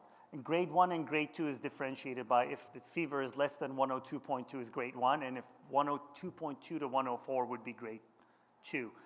All of these fever responded to just oral therapy like Tylenol, ibuprofen, etc. But along with the fever, those people who got fevers got body aches. The other thing was headache and nausea. So a lot of people got headache. The difficulty with headache is we're not sure if this is because of the cells or because of the cryopreservative, which is DMSO, where the cells need to be kept at while frozen, because it causes significant headache and nausea, and this is a problem the oncology field has been dealing with. Overall, again, otherwise the therapy was well tolerated. One person got a rash on their 10th day of therapy. They got first oral treatment over the counter, but the rash spread, and they ended up in the hospital. They got IV steroids, hence the SAE. But they did not have hypotension or other more severe systemic reactions otherwise. And what happened to their MG? So again, this is not everybody. Not everybody got their full response, but we had significant people. So out of 8 people that have received weekly or twice weekly dosing, these are the responses we have seen. So if we look at, part of the people will be done by 6 weeks, so those are weekly 6 treatments, and others will be done by three weeks because they're getting twice a week injections. So after they were done with their treatment, their myasthenia gravis outcome scales, and we can look at, let's say, ADL and QMG here. So the ADL, by week 12, they're still at about -7 in average, and their QMG is at -7.8. So it's quite encouraging. So these are all statistically significant, although this is preliminary. Compared to their baseline visit, they had quite encouraging improvement. When we looked at people with Musk, we were surprised, actually not surprised, even retrospectively, that they did not respond as great as the acetylcholine receptor antibody positive patients. This is probably because the BCMA expression is low in Musk secreting plasma cells, because they are in the plasmablast to less mature plasma cells, so their BCMA expression is lower. So when we looked at those people without Musk, actually their response was even deeper. So QMG went down by about 10 points and ADL in the range of 8 points. So this is encouraging data enough that Cartesian decided to move on with their placebo control, so phase 2B now study, which will recruit 15 patients on each group, placebo and active, but patients in placebo at week 12 will switch to the active group, so everybody will receive the drug. So in summary, so plasma cells have not been adequately treated to date, and then anti-BCMA CAR T therapy appears to be quite promising for treating myasthenia gravis, and despite being a CAR T therapy, appears to be quite safe and well tolerated so far with the limited amount of patients we have had. Thank you.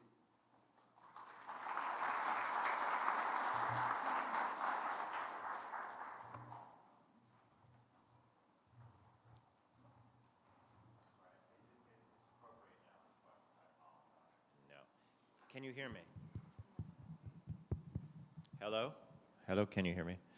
I'm a neurologist in Pittsburgh, and we're actually negotiating to be in the furtherance of your trial, sir. Yes.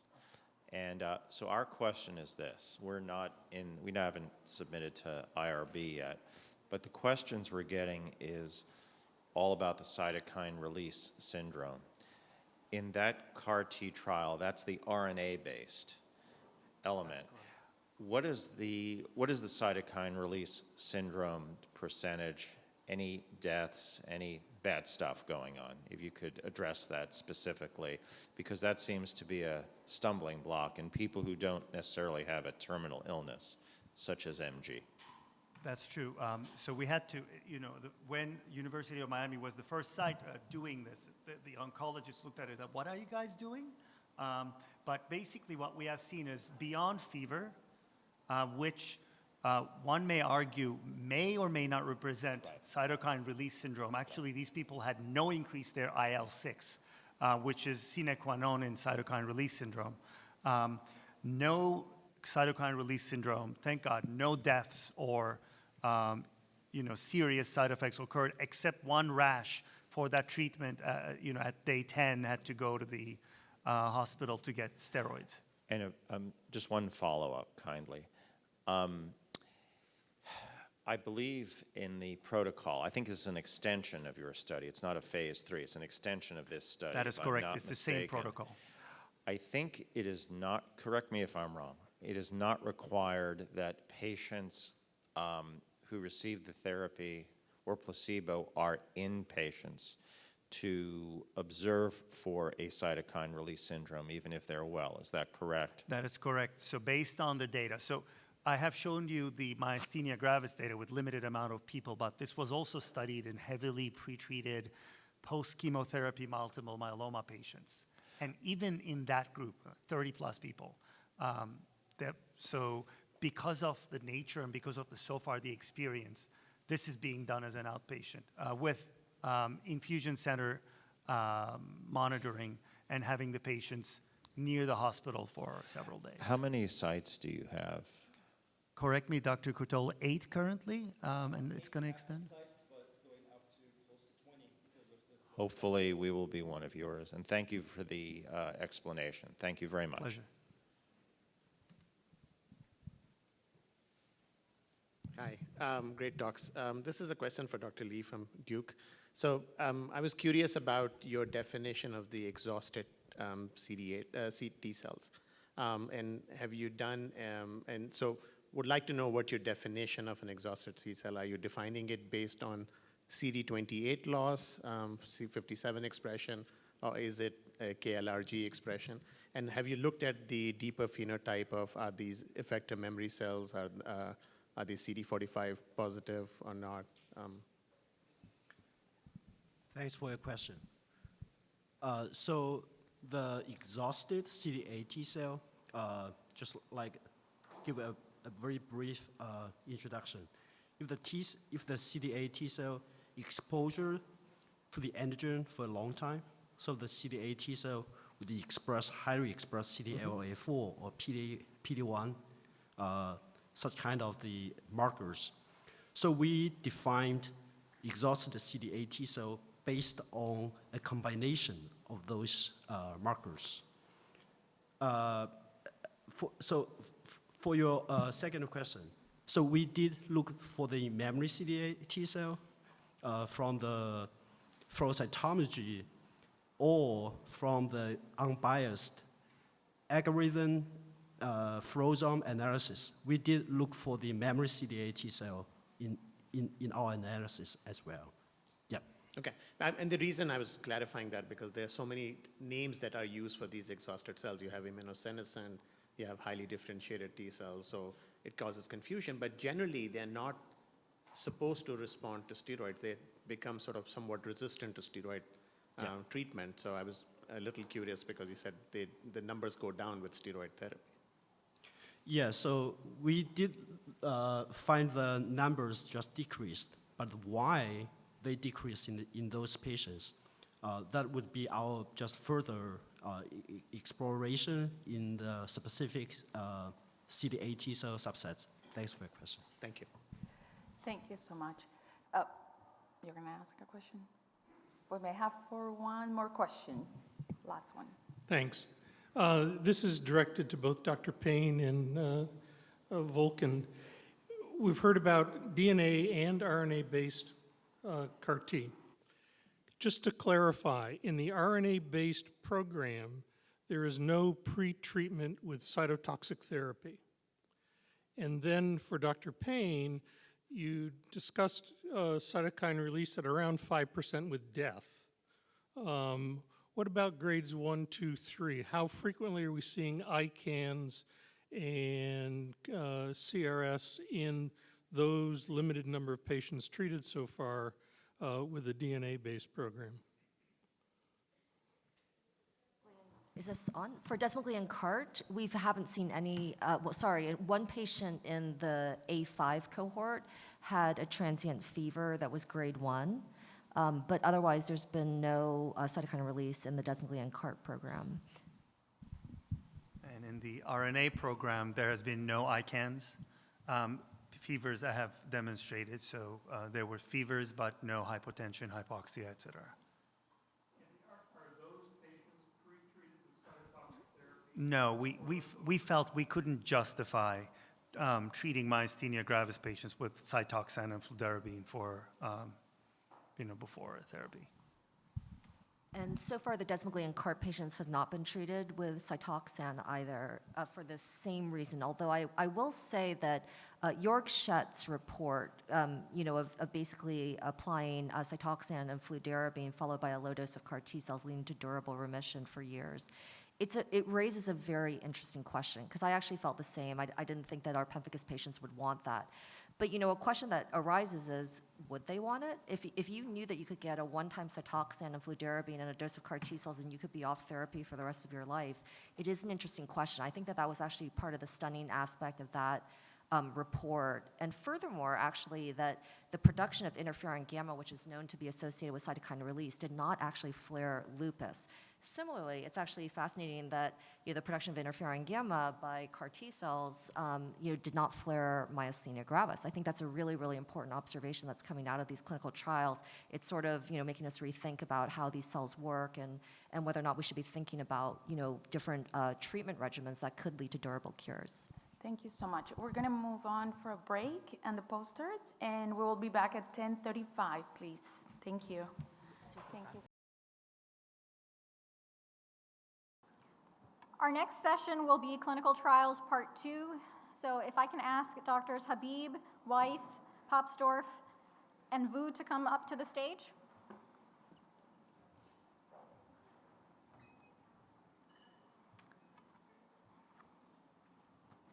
And just as a reminder to our speakers, in the Q&A session at the end, please repeat the question from the audience member.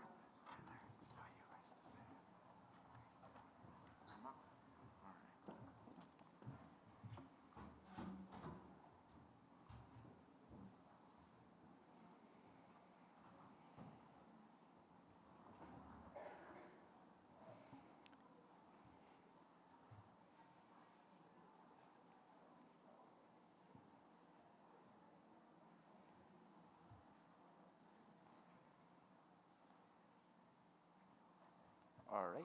Since my timer is ticking, I'm going to get going here. Welcome back, everyone, and thank you to the organizers for allowing us to do this presentation. Thank you to the research team for allowing me to be the spokesperson. Any errors in this presentation are mine to own. The excellence of the data is the contribution of all the investigators and the patients. So without further ado, I think everybody knows about Ravulizumab. It is a humanized monoclonal antibody with very high affinity binding to terminal complement C5 with very, very rapid action. So therapeutic concentrations are achieved immediately and sustained for an extended period, about 8 weeks. And complement inhibition occurs very rapidly as well. Near complete inhibition by the end of the first infusion. The Champion MG was a phase 3 randomized trial in adults with AChR antibody-positive myasthenia gravis, and the results for that study have already been published earlier this year. And what that showed overall was that there was significant improvement in the MG ADL and QMG scores in treated patients compared with placebo at the week 26 mark. It was sustained efficacy, and it was a well-tolerated treatment. This is relatively old news now. What this analysis is talking about is how soon does response occur in these patients who got Ravulizumab treatment. So it includes data from the randomized controlled period and the open label period. So the way that this was done, the eligibility is listed over there. It was 1-to-1 randomization, and the Ravulizumab was dosed in a loading fashion for day 1 and then maintenance infusions subsequently, starting on week 2 and then every 8 weeks thereafter. Patients were allowed to continue on their stable pre-study treatments. Dosing changes in the pre-study treatments were allowed during the open label extension. And the way that the data for this analysis was obtained was anybody who was treated with Ravulizumab during the randomized period were included in this. And then in the open label extension, the patients who were on placebo and at the time of open label, so at week 26, having an MG-ADL score of greater than or equal to 6, which was the entry criteria for the study, were included. So therefore, you see that the placebo group goes from 89 who were originally in the placebo group to 53 at the 26-week mark, having an MG-ADL score of 26 or more. So the total analysis included 139 patients treated with Ravulizumab for up to a 60-week period. The time to first response was assessed using the Kaplan-Meier curve, and the groups were divided into early and late responders based on the Kaplan-Meier curves. And patients who did not have a response up to the data cutoff point were the third group. So this is the first curve showing the MG-ADL score. And so if the time point was determined based on median response, so wherever 50% of the patients achieved an MG-ADL response. The MG-ADL response, as a reminder, in this study was more rigorous. It was a 3-point change as opposed to the typical 2-point change that we talk about in MG-ADL as a clinically meaningful response. Similarly, for the QMG response, it was a 5-point change as opposed to a 3-point change. So more conservative cutoffs were used here. So when patients, 50% of the patients achieved an MG-ADL change or improvement of 3 points, that's the time. So that for the MG-ADL was about 29 days or 4 weeks. Based on this, patients were divided into early and late responder categories. What this graph is showing you is the occurrence of response at different time points in the light blue, and the dark blue bars are your cumulative response. So you can see, so from loading at the very bottom, the arrows point to what the dosing was, so loading infusion followed by maintenance infusions. So up close to 50% of patients had achieved an MG-ADL response at the 2-week mark, which is, mind you, an assessment done before the infusion, before the second infusion. So really that's a response to the first loading infusion. And then the numbers increase as you go further along. What's important to note is that the numbers don't peter off to 0. There are some stragglers that continue to come in up to the data cutoff point. So total responders at data cutoff was 82%. This is looking at some of the characteristics of the patients in the 3 different categories. So in the late responder group, there were more men compared to the other groups, and the mean and median MG-ADL scores were higher in the late responder groups compared to the early responders and the non-responders. The mean and median baseline MG-ADL scores were similar across the groups. If you look at the MGFA class, there's no major things there. Again, keep in mind these are relatively small numbers, so caution in terms of making over-interpreting this. In the late responder group, there were more patients who had experienced MG crisis pre-study. When we look at the QMG data, again, this is a QMG response change of 5 points or more in the QMG. Here, the timeline changes considerably. So 50% responders achieved that at the 128-day or 18-week mark. So that is the cutoff for early and late response. And when you look at the QMG achievement curves here, about 25% achieve it at that second week mark. So again, prior to the first maintenance infusion, the numbers continue to go up to the data cutoff point. So about 60% patients in the total cohort were QMG responders. 40% did not achieve a QMG response.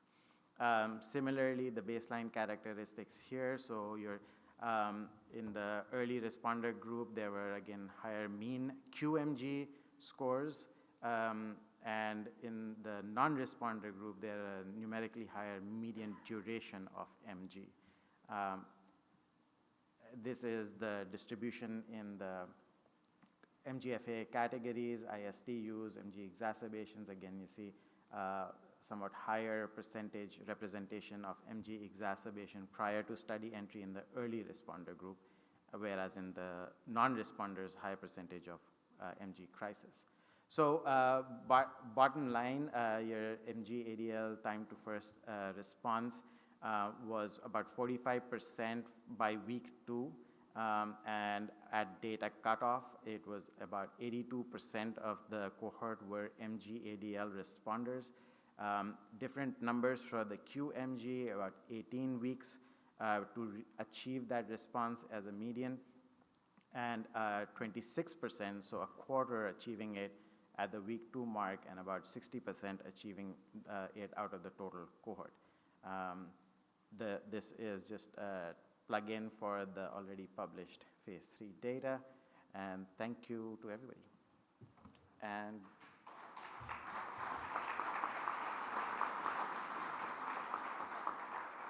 with that, I will hand on the baton to Dr. Weiss.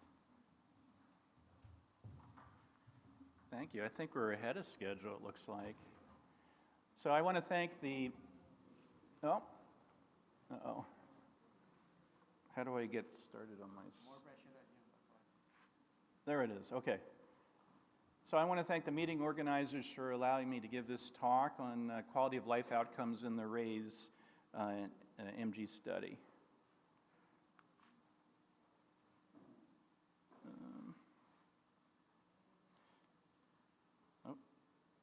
So RAISE is a I went past my disclosures.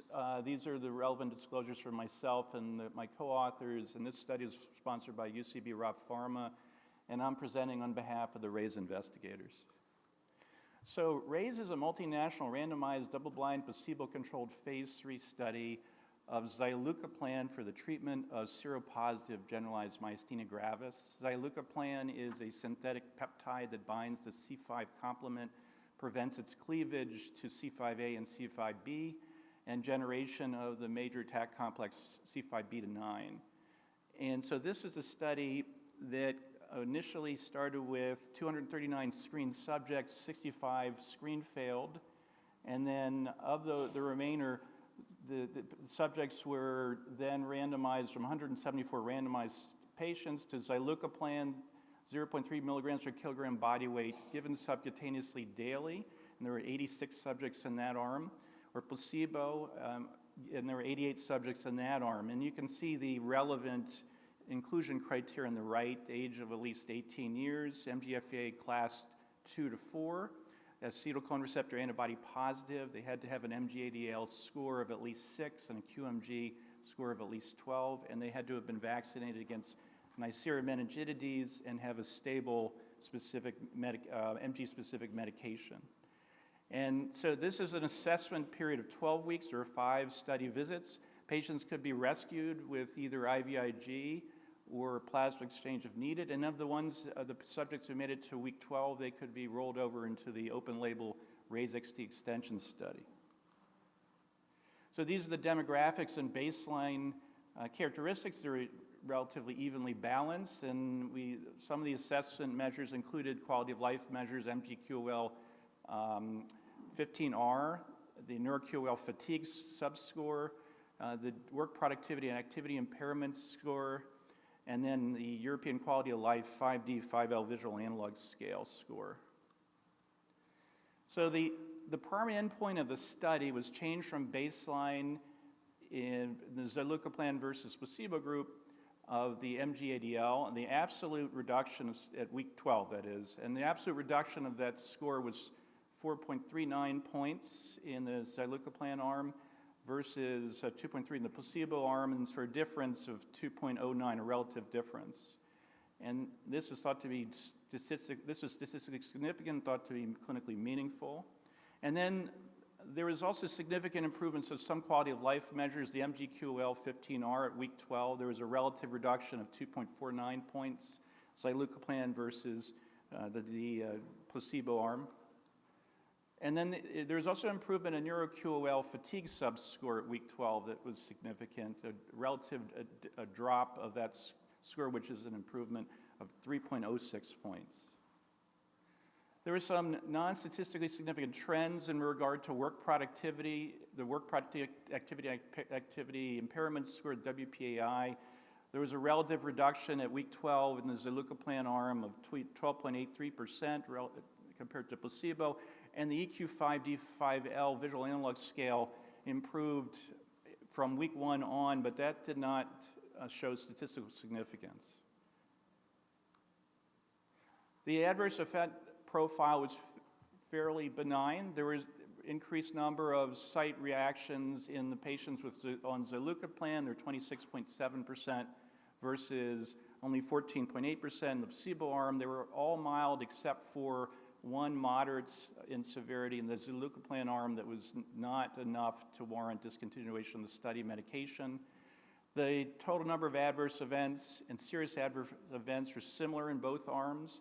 There were 2 subjects in the placebo arm who withdrew from study medication, one who had hyperemesis gravidarum, the other one had cerebral hemorrhage that led to death, was not deemed related to the study drug.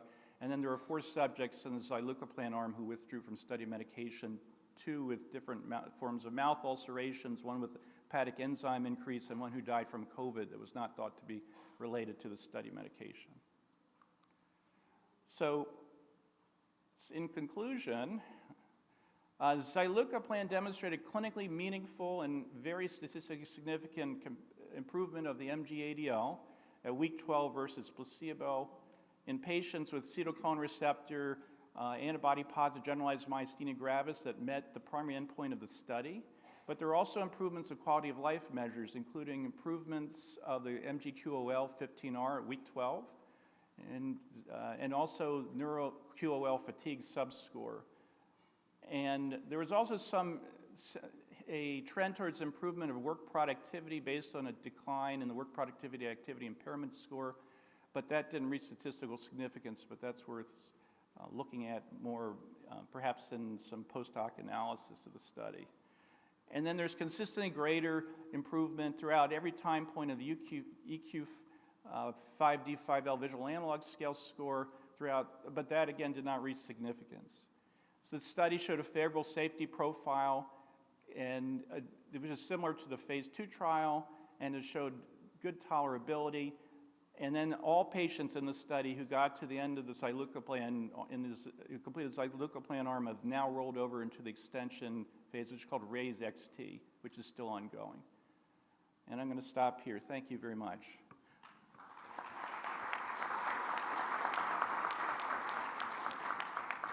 We now have Dr. Papsdorf, who's going to present her talk.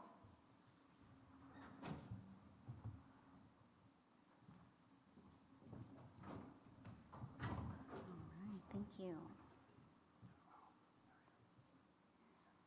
I'm Tanya Beltran-Papsdorf. I'm going to be presenting on the efficacy of Efgartigimod treatment in patients with acetylcholine receptor negative, antibody-negative myasthenia gravis. We'll review the clinical trial data, and what I want to present is the real-world data. and I'm presenting on behalf of the ADAPT Investigator Study Group. Let's see. I do not have any disclosures. So with acetylcholine receptor antibody negative patients with generalized myasthenia, they are a heterogeneous group and often difficult to diagnose. They have a highly unmet need for treatments and historically have been excluded from clinical trials, and ADAPT and ADAPT Plus were the first clinical trials to include these patients. So here we're going to present data on the experience with Efgartigimod in patients with acetylcholine receptor antibody negative MG. I'll review the study, then a little bit of the study, and then also in our patients in the clinical world. Just to briefly review, in the ADAPT and the ADAPT Plus study design, we randomized the patients, of course, 1-to-1, 167 patients, to receive a cycle of 4 infusions at weekly intervals at 10 milligrams per kilogram.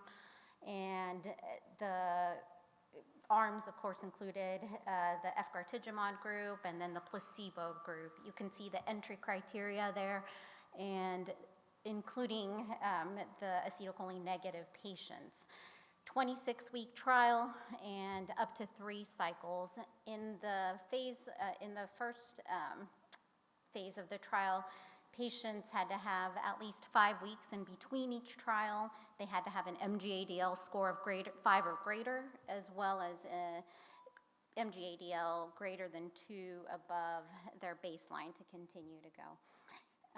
So in the extension trial, there were 16, in the Efgartigimod group, in the first 26 weeks, there were 19 patients who were acetylcholine receptor negative, 19 also in the placebo group. The extension trial also went on to include 16 in the Efgartigimod group, as well as 18 in the placebo group.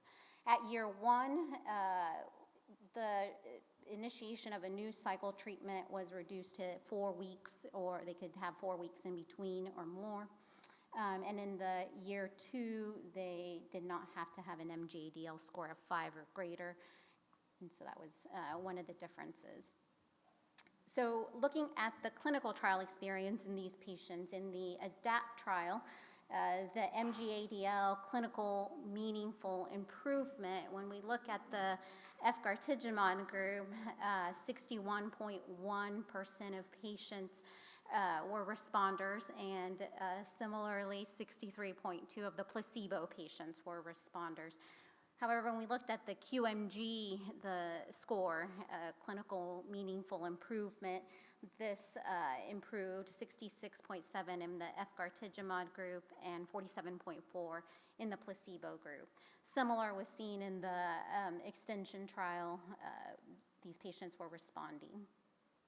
This is just a different way to look at it. I'm going to move on so we can get to the real world clinical characteristics. So we had 8 patients that we were looking at acetylcholine receptor negative. The mean age was 62, and the majority of them were women, 5 out of the 8 patients, and MGFA class was, the majority of them were class 2, 2 of them were class 3, and we had 1 patient with class 4. Just like in the study, they were all on some type of therapy prior to Efgartigimod. So this is in terms of their response. So the non-responders, we had 3 patients that were considered non-responders, meaning that their MG-ADL score did not improve 2 points or more. Those were 3 of the patients. However, the rest of the patients, 5 of those, were considered responders. And in the clinical trial, of course, we had to have an MG-ADL score of 2 or greater to be considered responders.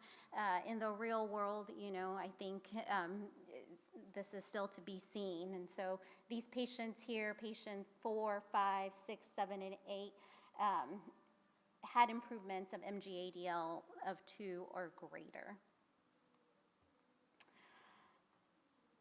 So in terms of what we see here in the ADAPT and ADAPT Plus trial, similar proportions of patients who had acetylcholine receptor negative MG and positive responded to Efgartigimod. However, we did see a notable placebo response. Preliminary real-world data is really very consistent with the trial in that the patients respond 62.5% to the initial cycle of the Efgartigimod with a mean improvement in our patients of 3.9 points. So it is well tolerated in both clinical and in the real-world practice setting. So we need to continue to look at these patients in the real world in terms of how they're responding.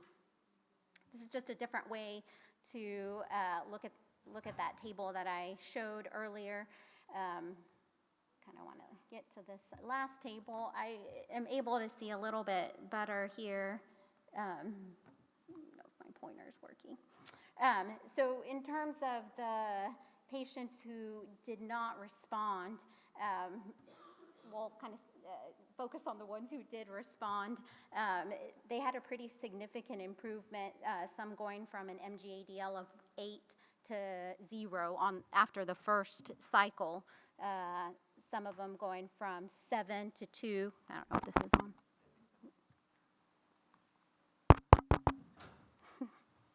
I'm losing my time. You can hear me?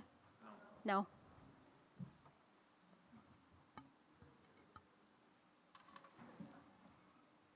Well, that's not fair.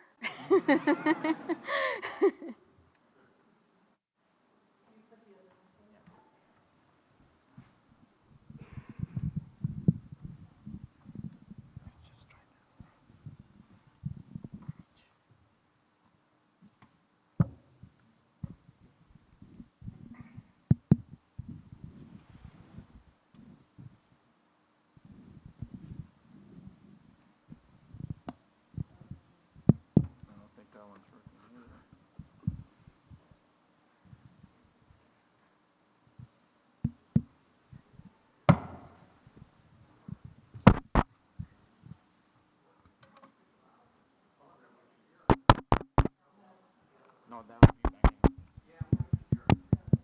Oh.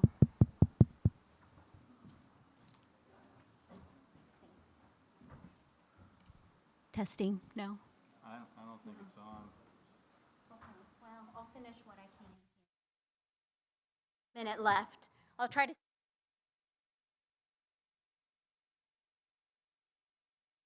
Even after the first cycle with these acetylcholine receptor negative patients, we were seeing pretty large improvements.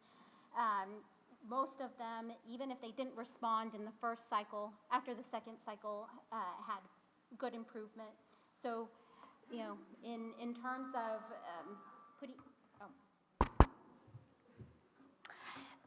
in terms of these acetylcholine receptor negative patients, the point is really we're seeing in the clinical setting very similar things that we saw in the trial. So that's where I was at. Thanks.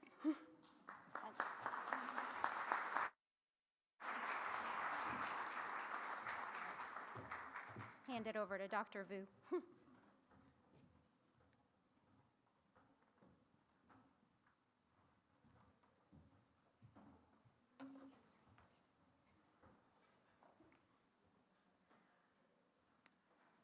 I would like to thank the MGFA organization committee for this opportunity to present to you the safety and tolerability of Rosanolixizumab, I'll call her Rosie for short, in the randomized phase 3 MyCaring study.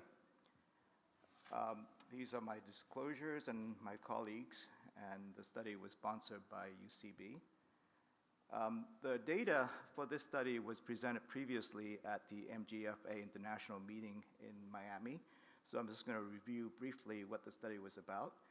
It was a multi-center, double-blind, placebo-controlled phase 3 study in MG patients. 200 patients were recruited, and they were divided equally into 3 arms: placebo, 7 milligram per kilogram, and 10 milligram per kilogram. They were treated for 6 weeks, and then the endpoint was measured at day 43, after which they enter an 8-week observational period, and then into the open label if they so desire. So here are the demographics. There was slightly more women in the placebo arms. In the 10 milligram per kilogram, fewer of them had previous thymectomy, and they were slightly, there was more of them on steroid. Otherwise, the study was pretty well balanced in terms of MG ADL score around 8 and QMG score around 16, and as well as the MGFA classification. Of note, about 90% of the patient had anti-acetylcholine receptor antibodies, and then the remaining 10% had Musk antibodies. So the primary endpoint for the first cycle was shown here, and you can see the placebo effect that you see for every trials in MG, but the patients who were treated with treated with Rosie had much better improvements in terms of ADL score, and you can see here that at the end of the 43 days period, the patient with Rosie had about a 2.6 points decrease versus placebo in the ADL. Here are the treatment emerging AEs, and you can see that AEs were seen in all groups, but in terms of treatment-related AEs, about a third in the placebo report those AEs versus 50% in the 7 milligram per kilogram and 57% or so in the 10 milligram per kilogram. Severe AEs were seen fairly equally among the 7 milligram and placebo, and slightly higher in the 10 milligram per kilogram dosing. There was no death in the study. In terms of the most common side effects, headaches, diarrhea, pyrexia were the top 3, and that seemed to be the commonly the common denominators for across pretty much all the trials out there. And then there are fewer incidents of arthralgia and so on. So in terms of selective adverse events of focus, headaches occur and fairly commonly in the treated group. And then infections also was considered mild to moderate. And most of the headaches was usually with the first dose, and none of them actually require treatment more than the non-opioid analgesic. One patient in the 7 milligram group actually withdraw due to headaches. There was no anaphylactic or serious hypersensitivity reaction during the study.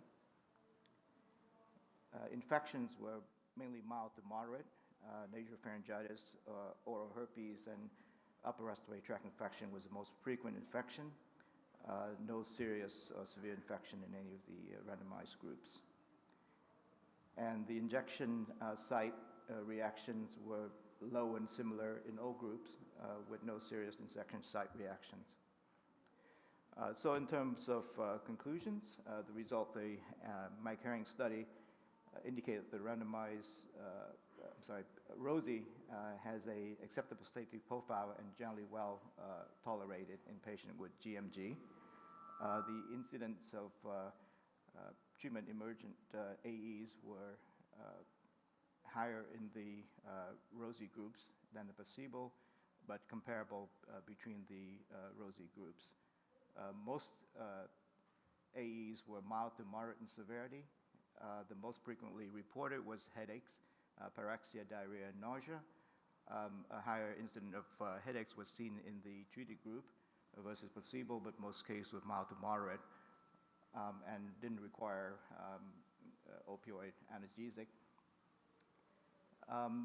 In terms of serious infection, there was none observed in terms of severe or serious. Nasopharyngitis, oral herpes, and upper respiratory tract infection were the most common. And in terms of treatment withdrawal due to AE, the rate was overall very low and similar between the 7 milligram and placebo, and a little bit higher with the 10 milligram per kilogram. Thank you very much for your attention.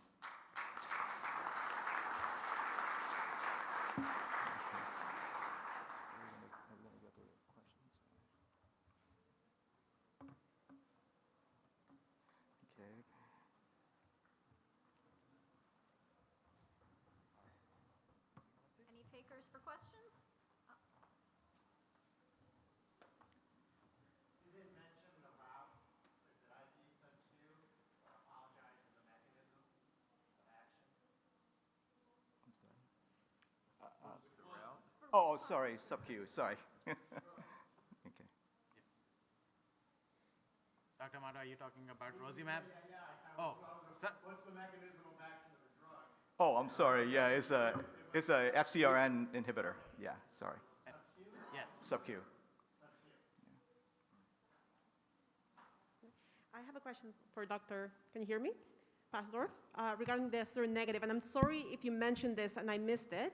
Were the patients screened with a congenital myasthenic syndrome panel before entering? We know that there's a misdiagnosis of seronegative could be congenital myasthenic, and it sounds like we should rule this out before getting patients in studies. No, not in our patients.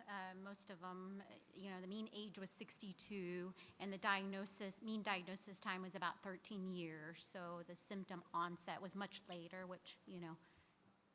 So that's a consideration for other trials that we've seen, whether we should be doing this. Yeah. And I have another question for Dr. Weiss. I'm really excited to see the word productivity and the fatigue in the trial. And I was wondering if the word productivity could reflect, sometimes older patients may be retired and the index may not capture well any benefits there because, I think based on what I just saw, how the questions look like. So are you going to look into stratifying perhaps the patients who were actually or an age where they should not be retired or on disability benefits? Yeah, I don't think this one. Oh, it's working now. Sorry. So I think that is a very reasonable thing to investigate, and I don't if that I think we could look for those specific details for sure. A couple questions. Nice talk. Dr. Habib, the Ravulizumab, the dosage needed to be adjusted with IVIG usage, but that's not the case for Eculizumab. Why is that? I don't know the answer to that.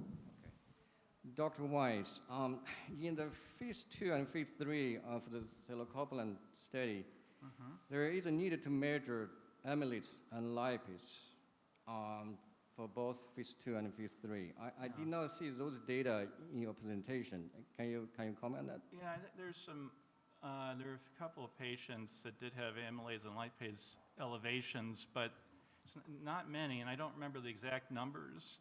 And so it seemed to be consistent for both trials, but it's not clear what the significance of that is. They didn't have any other symptomatology. They were investigated for the usual suspects like pancreatitis, and but that was never sussed out. So I think it was fairly transient too, as I recall.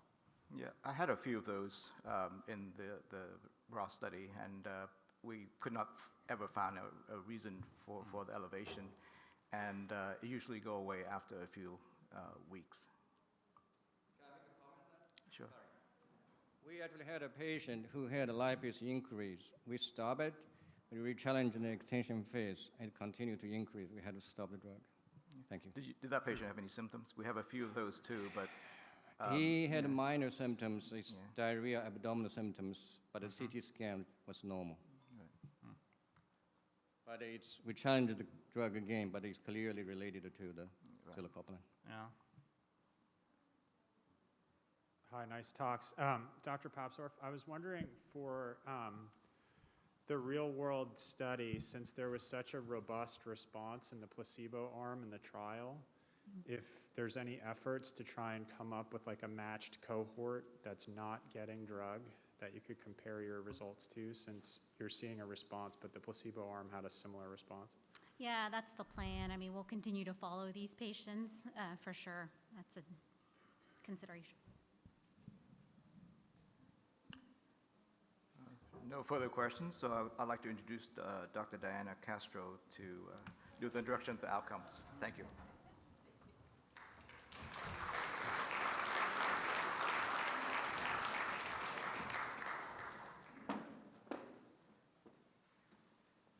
Okay, so our last session, outcomes, and I'm going to ask our speakers, Bransmel, Dr. Alcantara, I'm not going to try to say the next name, Kelly Watney,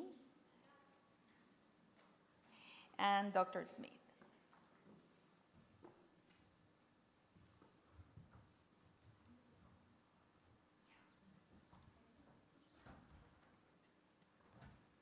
Okay, so let's start with Dr. John Bransmel. He will talk to us about Eculizumab in adolescent patients. Thank you. Good morning, everyone. Thank you to the organizers for the opportunity to be here and present this data on behalf of an investigator team, but I also want to say on behalf of the child neurology group as a whole, it's really exciting to have some data of a targeted myasthenia therapy in the pediatric population. We're going to be talking about Eculizumab today. Just by way of introduction, myasthenia is a rare disease. Juvenile myasthenia is even rarer. We do tend to see a slightly higher prevalence of Black and Asian patients in the juvenile population compared to the adults. And in pediatrics, we struggle with using immune modulatory therapies in unique ways because of the potential impact on development of some of these therapies that we're using, and also that it's a lifelong commitment for some of them, and that's a much longer period of time to be on some of these treatments related to their potential adverse events than when you start them later in life. Eculizumab, as we've heard, is one of the terminal complement inhibitors, and so we're trying to block the innate immune system response that is a major driver of myasthenia pathology in acetylcholine receptor antibody positive particularly. So the study design was open label. There were both males and females enrolled from age 6 to 18 years was the intent. We ended up having up from age 12 and above enrolled into the study. And Eculizumab dosing was according to the standard schedule that's approved in adults. It was permitted to be on other myasthenia medications, and rescue therapy was also permitted. And the primary endpoint of this study was the change in the QMG total score, although secondary endpoints included many of the other measures that we're discussing today. We were aiming to screen 16 for having 12 patients randomized and 10 evaluable patients in the population. So here is the initial cohort. We ended up having one that was enrolled that didn't proceed with the study. Unfortunately, they decided they were too needle phobic to proceed with infusion-related therapy, but we had an evaluable group of 11 that were treated. You can see there was a majority of females, that the ethnic distribution was more reflective of the juvenile population, with both Black and Asian populations in the majority. And the baseline MG-ADL was 5 and QMG was 16.7. You can see the distribution of the MGFA classification there, and also that several of the patients were on multiple immune suppressives at baseline. There was a cap on the number that were permitted to be on chronic IVIG infusion that was reached, although there was also 5 patients enrolled that had not previously been on maintenance IVIG. And you can see the overall data is really encouraging here, that we have a significant efficacy response. So the p-values are quite significant across the board, both for our primary outcome measure, but also all of the secondary endpoints reached statistical significance as well when we did an analysis compared to baseline. We'll start with the primary outcome measure, which is the QMG. Keep in mind that this is open label, so this is not compared to a placebo group, this is compared to their baseline. But you can see that there's a rapid response over the first month that's then sustained up until week 26 in the QMG as a primary outcome measure. When we look at the responder analysis, the majority of responders had a greater than 5-point reduction in their QMG score. And here is the least squared mean change, again, in a different outcome measure, the ADL, in the secondary endpoints. You can see, again, this rapid response that then sustains throughout the follow-up period of the trial. And in this ADL score, it was a greater than 3-point reduction in the majority of the patients. Here are some of the other secondary outcome measures, again looking at their rapid response and sustained response throughout, including the MGC, the EuroQoL, and the NeuroQoL pediatric fatigue scale. All 10 patients who completed the primary evaluation treatment period had an improved MGFA PIS at week 26. 7 achieved minimal manifestation status evaluated by the investigator. In terms of safety, the safety was very similar to other trials with Eculizumab in terms of tolerability of this medication. The most common side effects tend to be headache or upper respiratory congestion. There was one serious adverse event that was peritonsillar abscess in one patient. But no adverse events led to study drug withdrawal. There were no meningococcal infections, and all other parameters that were measured did not have any clinically significant findings. No patients developed anti-Eculizumab antibodies as well. Finally, we'll look at the concentration of the free C5 measured in the patients. You can see that there's a very rapid reduction in C5 levels that is sustained throughout the follow-up period of the trial. So in conclusion, Eculizumab was observed to be efficacious in adolescents treated in this trial with refractory acetylcholine receptor positive antibody generalized myasthenia. All of the primary and secondary efficacy endpoints met statistical significance in this cohort, and it was sustained throughout week 26 of the trial. One patient experienced a clinical deterioration during the primary evaluation period and required rescue therapy, but the other 10 had improvement in the PIS status. The Eculizumab was generally very well tolerated. Majority of events were mild or moderate and tended to be similar to other trials, headache and nasopharyngitis. The Eculizumab serum concentrations responded very nicely in the patients when they were measured. We'd like to thank everybody that participated in the study, including the investigator teams, all of the families that invested their time and energy into this trial, and very excited to present pediatric data to the community with a targeted therapy. Thanks so much for your attention.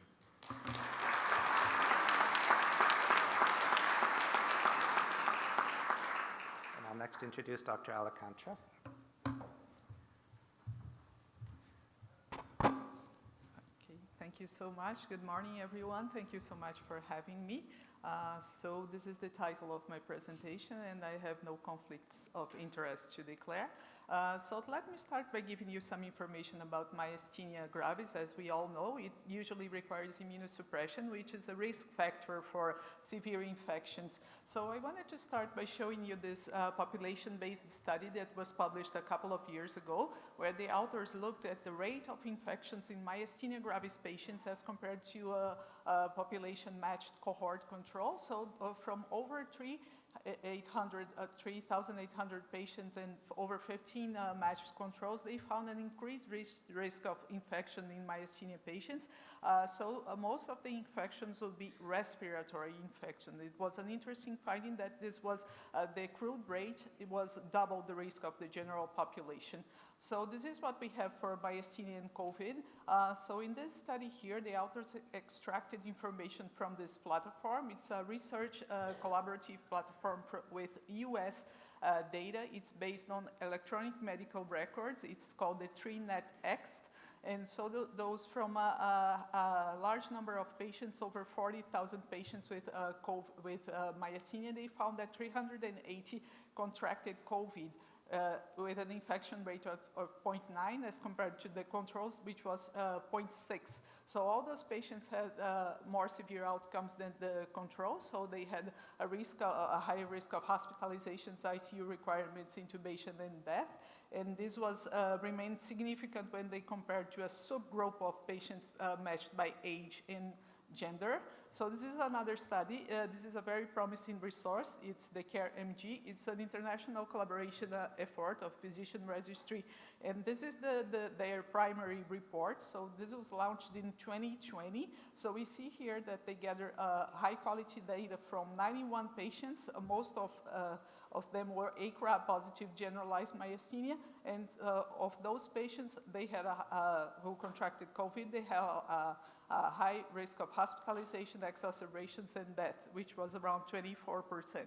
So moving to our study, our main objective is to compare the rates of COVID infections, clinical outcomes, and vaccine uptakes in myasthenia patients compared to a population of matched controls using population-based data. So our cohort was identified through several database with population data. Those databases are housed at ICES, which is the Institute of Collaborative Evaluate Sciences in Toronto. So we identified our cohort in January 2020 with an algorithm that was very sensitive and with a high specificity as well. So after identifying our cohort of patients, we matched each patient to 5 controls by age, sex, and geographic area of residency. So in those patients and in the controls, we got the rate of COVID tests between Jan 2020 and May 2021. And we compared within the groups the rates of emergency department visits, hospitalizations, ICU admissions, and mortality rates with slightly different windows for assessment. So these are our main results. So the baseline characteristics of our patients, we had over 4,000 patients that were matched to 2,000 controls. The mean age was around 67. Half of them were female. Most of them lived in an urban area, few in a long-term care facilities, and there was no difference in income quintiles or Charlson Comorbidity Index for the past 5 years. So those patients, we found 164 myasthenia cases and 669 controls. So patients with myasthenia had a higher risk of contracting COVID with a hazard ratio of 1.25, which translates to a 25 increased risk of contracting COVID. So this is interesting because their mortality at 30 days was 14 patients, or 14%. And those are the severe outcomes. We can see that all the patients had increased risk of emergency department visits, hospitalizations, admissions, and death. So also patients in rural areas and above 50 years old were less likely to contract COVID. So this is a very interesting cumulative incident plot of COVID infection in all adults and controls. This is stratified by if the patients were vaccinated or not. So patients is in green, controls are in red. So we can see that we got the first waves of the pandemic, and the vaccination is more or less in the middle of the chart. So we can see when the vaccination program started, patients were vaccinated. They had less risk of contracting COVID, and unvaccinated adults with myasthenia had a higher incidence, which was almost double incidence of contracting COVID. So hazard rate was 0.4 for patients and 0.7 for controls who were vaccinated. This is the vaccination in our cohort. So it started around December 15, 2020, and by August the next year, 80% of the patients and controls had received 2 vaccine doses, and only 15% were not vaccinated. And among those 3,400 doses of vaccines, only 6 myasthenia gravis patients were hospitalized with an MG-related diagnosis, and no patients were admitted after the second dose. So the conclusions is Our main conclusion is that patients with myasthenia have an increased risk of contracting COVID as compared to match control in this population-based study. And the adults who contracted myasthenia had approximately twice the risk of hospitalization, ICU admissions, and death. And among those patients, those who lived in rural areas and above 50 years old were less likely to contract COVID. Vaccine uptake was high in our population, both in patients and controls, and vaccine seems to provide a high level of protection, especially for myasthenia patients. Thank you so much.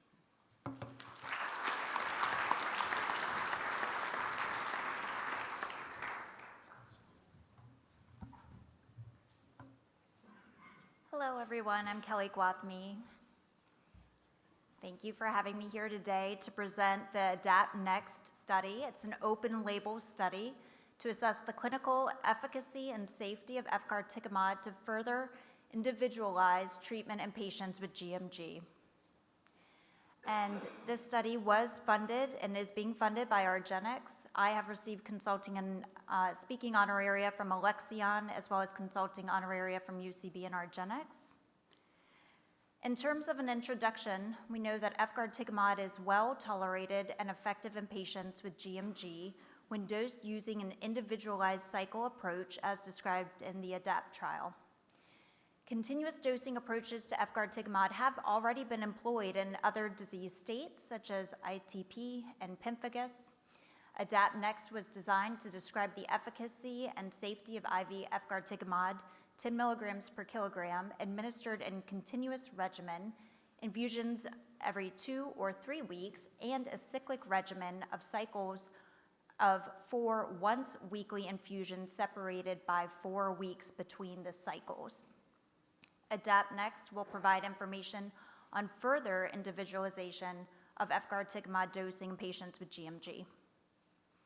So what's the rationale for the dosing choices? So in terms of pharmacodynamic modeling, simulated total IgG modeling based on existing clinical data was performed to assess relative reductions in IgG with additional individualized dosing regimens. Based on these modeling data, continuous dosing of Efgartigimod may provide similar reductions in IgG to individualized cycle dosing. In terms of safety, no serious adverse events were assessed as related to Efgartigimod in ongoing clinical studies in which Efgartigimod was administered weekly or every 2 weeks.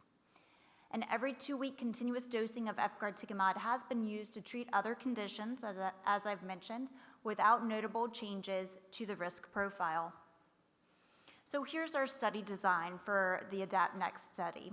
So again, this is a phase 3B, multi-center randomized open label parallel group study in patients with GMG.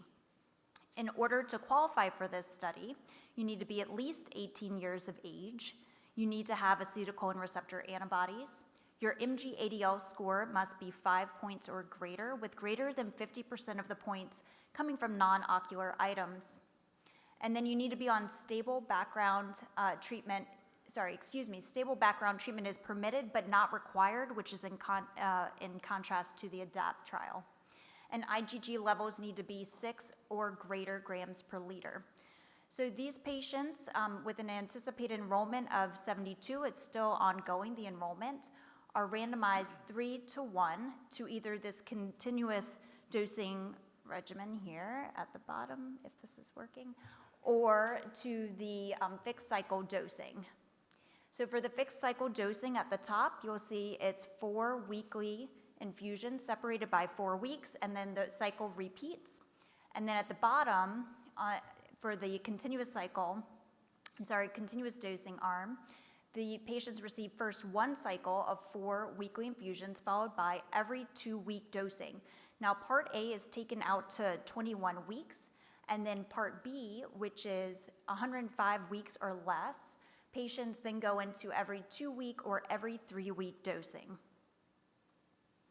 So the primary endpoint for this is the mean of the average MG-ADL total score from week 1 to week 21 by regimen arm. Secondary endpoints include incidence and severity of adverse events, serious adverse events of special interest, laboratory test results, vital signs, and electrocardiogram results. We are also exploring the change from baseline and MG-ADL total score over time, as well as the percentage of participants who have a 2-point, 3-point, 4-point, or 5-point improvement in the MG-ADL total score over time, and participants as well achieving minimal symptom expression, or MSE, defined as an MG-ADL total score of 0 or 1 over time. There are also a number of exploratory objectives with this, and I'm not going to read them all out to you in the interest of time, but we will be looking at patient treatment satisfaction, impact on quality of life, PK and PD, immunogenicity of Efgartigimod, administration flexibility, ability to lengthen time between cycles. And so with that, in summary, ADAPT-NEXT is a phase 3B multi-center randomized open-label parallel group trial evaluating different dosing regimens of IV Efgartigimod in patients with GMG. ADAPT-NEXT is designed to determine the efficacy, safety, and tolerability of 10 milligrams per kilogram IV Efgartigimod as administered in additional dosing regimens, and recruitment for this study is ongoing. Thank you for your attention. With that, Dr. Smith will be following me. Thank you.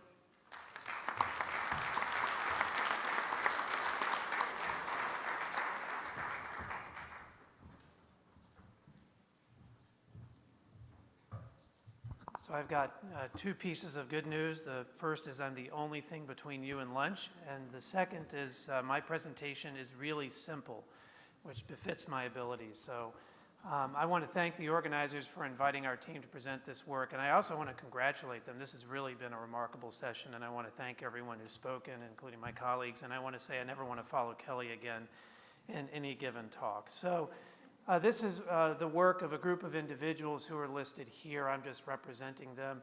Obviously, this is sponsored by argenx, and a number of our colleagues are employees of argenx, and then Dr. Habib, Dr. Yang, and I are obviously paid consultants of argenx. And really the intent of this work is to use the data from the published trials of recently approved myasthenia treatments, as well as the Grifols IVIG trial, to compare the effectiveness of these agents, or the efficacy of these agents, and also the adverse events of these agents, their tolerability, using number needed to treat and number needed to harm. And so this is a pretty simple concept that I'll define in the next slide. This is the background, which I don't really need to provide to all of you here today. And so number needed to treat is basically, as you know, the number of individuals treated with an experimental agent for one person to have a desired outcome, whereas number needed to harm is sort of the opposite, the number of people treated with an agent in order to experience an adverse event. And the calculations are simple. They're 1 over the difference in the clinical outcome, either on the positive side in terms of the desired outcome of efficacy, or in terms of the definition of adverse events. And you can see the definitions on both sides of this slide. So on the left, you'll see that the efficacy outcomes were the MCID and QMG and MG-ADL, as well as the likelihood of reaching minimal symptom expression in MG-ADL. And on the other side, it was serious adverse events, or adverse events leading to study discontinuation. These are the studies that we looked at. None of them are going to be unfamiliar to you. So ADAPT, REGAIN, and CHAMPION. And then the NCT numbers for the Grifols IVIG trial. I think one of the challenges in this analysis is each of these studies is a little different. Not all of them use the same outcomes.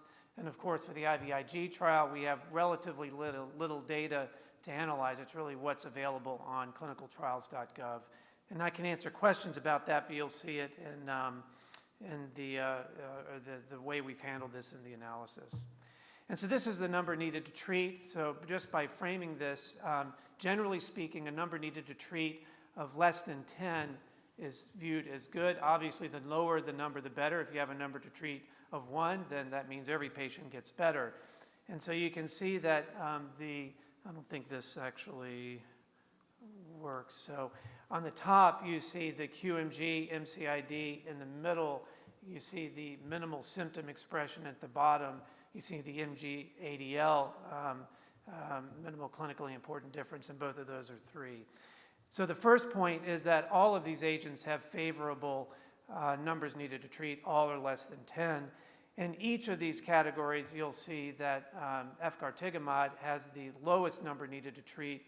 So 2 for QMG, 5.3 for basically minimal symptom expression, and then an MG-ADL responder of 2.75. Not every treatment is represented in each analysis because, for instance, for IVIG, we only have QMG data. And so where there's differences in numbers of bars, it's because we don't have those data. And the asterisks indicate statistical significance using a walled method between Efgartigimod and the other agents. These are the number needed to harm. This is a little more complicated in that if you have a lower number of adverse events in the placebo, the calculation shows up as negative. Because those negative values are hard to compare with one another, we've just truncated them on the left and given you the magnitude. If we look at Ravulizumab, which is the oval in the middle of the adverse events, these are all adverse events, if the number of adverse events or the frequency is identical between the two, you have a value of 0, which obviously is infinity, and that's hard to put on a graph. And so that's why there's an oval there. That was my data visualization suggestion, which is why I get to give the talk, I think. And so you'll see that all of these agents have favorable numbers needed to harm. So 10 to 100 is viewed as good. And you can see all of them are either in the large number needed to harm, or they're negative, which means that the placebo actually caused more harm than the treatment. Generally speaking, Efgartigimod had a comparable safety profile. You can see in each one, it's either negative or comparable to the others.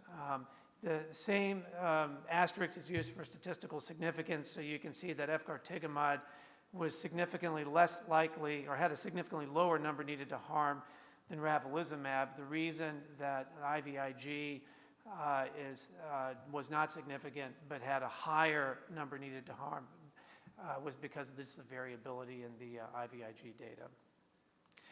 So that's it, pretty simple concept. So you know, this is, I think, useful because we don't have head-to-head clinical trials of these agents. We're not likely to have head-to-head clinical trials. And so this offers us the opportunity to begin to look at comparative effectiveness or efficacy and comparative tolerability. The data are limited. They're limited because of the data that are available in the trials. They're limited to patient populations that are reflected in the trials. And therefore, our ability to externally apply these to our clinical practice is a bit constrained, but I think it's an interesting analysis. And with that, thank you for your attention. I think I'm on time, strangely enough.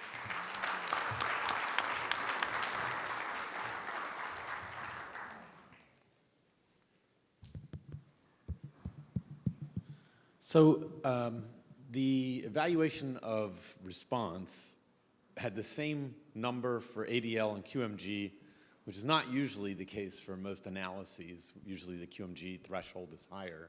Can you explain why it was chosen to use 3 for both of them? So so I actually don't know the reason for the QMG threshold.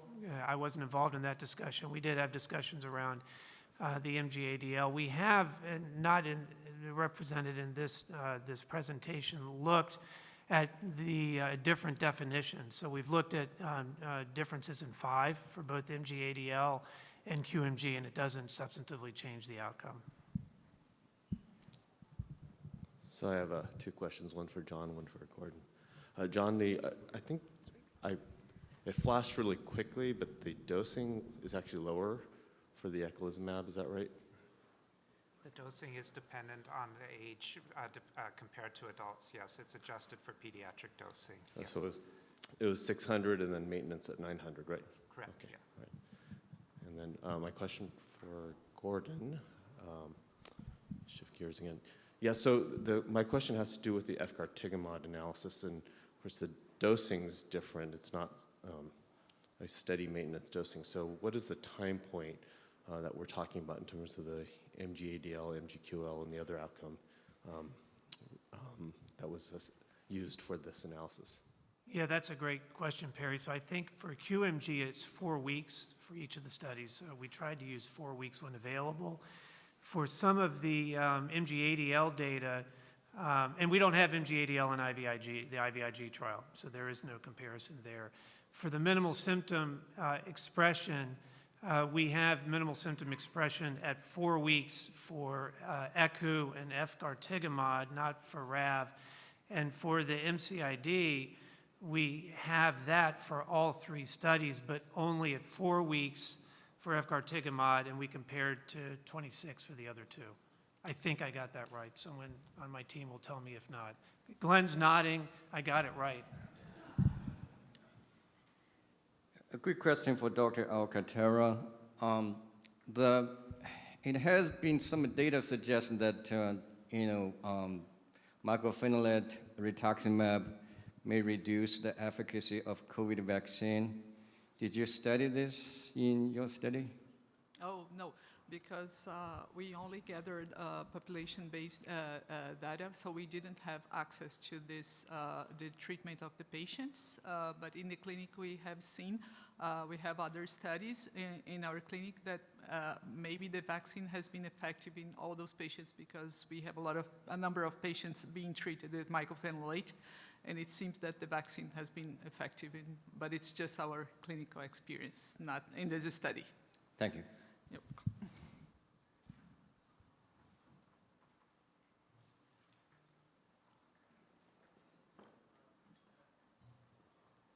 Too late? No. Ask. So, quick question, an unfair question, I apologize. This is for Dr. Guelmi. So, this is in between the research and clinical practice. Individualizing the Efgartigimod dosing, if you had a 90-kilo patient, for instance, would you really treat them with, would you open the extra vial? Is it, so, because the big question of cost efficacy comes there, and I always wondered this. So I wonder your thoughts, and I apologize again, it is an unfair question. That's sort of a loaded question. I will answer that I follow the label and will calculate out the dose by the weight. Thanks. I promise I didn't plant that question. You're watching me sweat. No, I mean, honestly, I think I'm obligated to say that, yeah. No, I didn't follow the label in many cases, that's why I'm asking. Well, right, I can tell, right, yeah. And that's where the question's being generated from. But I mean, considering that I'm presenting on behalf of argenx, I will say that I followed the label. Thank you.